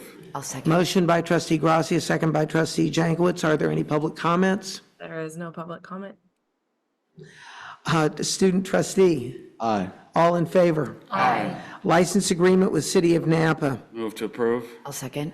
Okay, motion by trustee Gracia, second by trustee Jankowicz. Are there any public comments? There is no public comment. Thank you. Student trustee? Aye. All in favor? Aye. Unanimous. 6, school planning and construction. Resolution 2420, developer fees level 1, SPC 9.2-24. Move to approve. I'll second. Motion by trustee Gracia, second by trustee Jankowicz. Are there any public comments? There is no public comment. We need a roll call vote. Student Board Member McGrath, Aye. Trustee Water, Aye.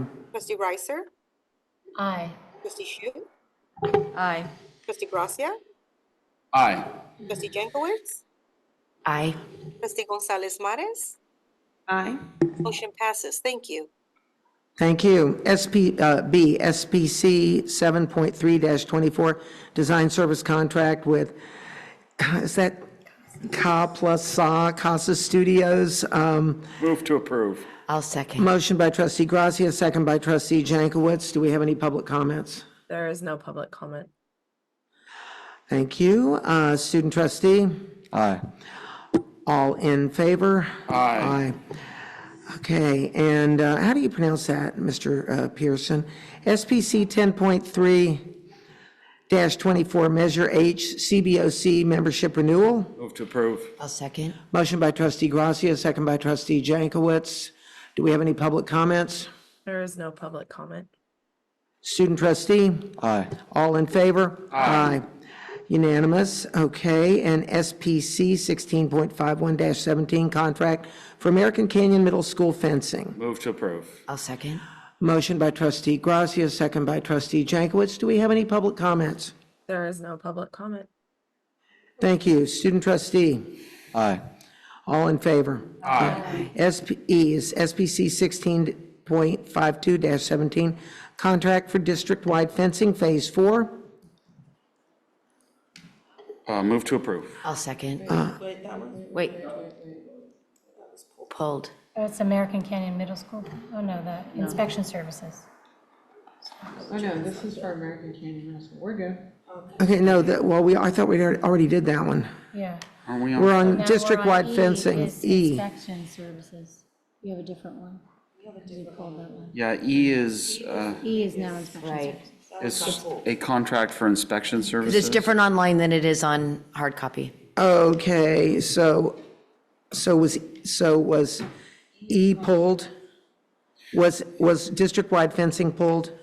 Yes. Sorry, missed that. Okay. The new E. The new President E is Water. contract for inspection services, SBC 18.100-20. Move to approve. I'll second. Okay, moved by trustee Gracia, second by trustee Jankowicz. Any public comments? There is no public comment. Okay, thank you. Student trustee? Aye. All in favor? Aye.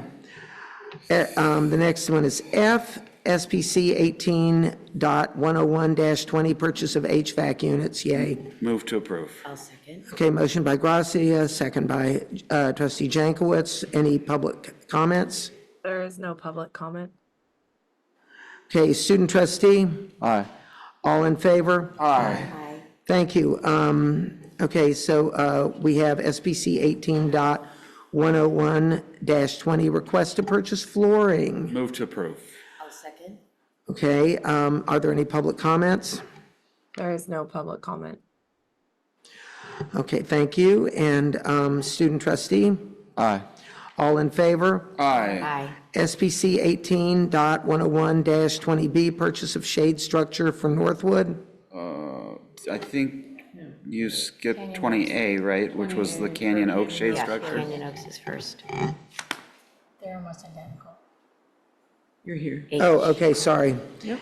18-101-20A, purchase of shade structure for Canyon Oaks, sorry. Move to approve. I'll second. Okay, any public comments? There is no public comment. Thank you. Student trustee, Aye. all in favor? Aye. Great. SPC 18.101-20B, purchase of shade structure for Northwood. Move to approve. And I will second. Okay, and Gracia is the motion, Jankowicz is the second. Any public comments? No. There is no Do we have public any- comment. Thank you. Student trustee, Aye. all in favor? Aye. Thank you. SPC 18.101-20, contract for move services for TK Classrooms project. Move to approve. I will second. A motion by trustee Gracia, second by trustee Jankowicz. Do we have any public comments? There is no public comment. Thank you. Student trustee, Aye. all in favor? Aye. Aye, unanimous. All right. SPC 18.103-20, request to purchase TK Furnishings. Move to approve. I will second. Okay, motion by trustee Gracia, second by trustee Jankowicz. Are there any public comments? There is no public comment. Thank you. Student trustee? Aye. All in favor? Aye. Unanimous. Okay, next is SPC 18.103-20, request to purchase furnishings. Move to approve. Second the motion. Motion by trustee Gracia, second by trustee Jankowicz. Are there any public comments? There is no public comment. Thank you. Student trustee? Aye. All in favor? Aye. Unanimous. Okay. SPC 18.104-20, contract for Alta Heights Refresh Project. Move to approve. I will second. Motion by trustee Gracia, second by trustee Jankowicz. Are there any public comments? There is no public comment. Thank you. Student trustee? Aye. All in favor? Aye. Aye, unanimous, thank you. L, Information, General Services. Let's see, okay, well, A, Curriculum and Student Support Committee have notes, and School Planning attached. Policy Committee has notes, and School Planning and Construction, the reports are attached. Hold on.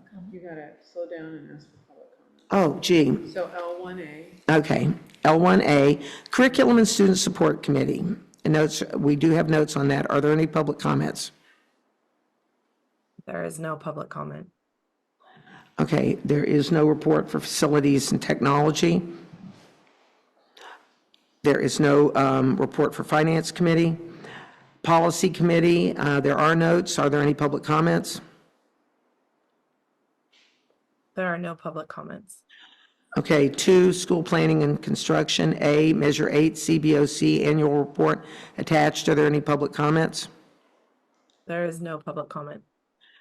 B, Measure A2, CBOC Annual Report. It's attached. Are there any public comments? There is no public comment. Thank you. And M, additional suggestions and comments from board members and superintendent. Thank you. All questions were answered. N, future agenda items. All right, who wants to make the motion for? We're not adjourning. Oh, excuse me, we're going to go into closed session, We'll be back. but we'll be back for adjournment.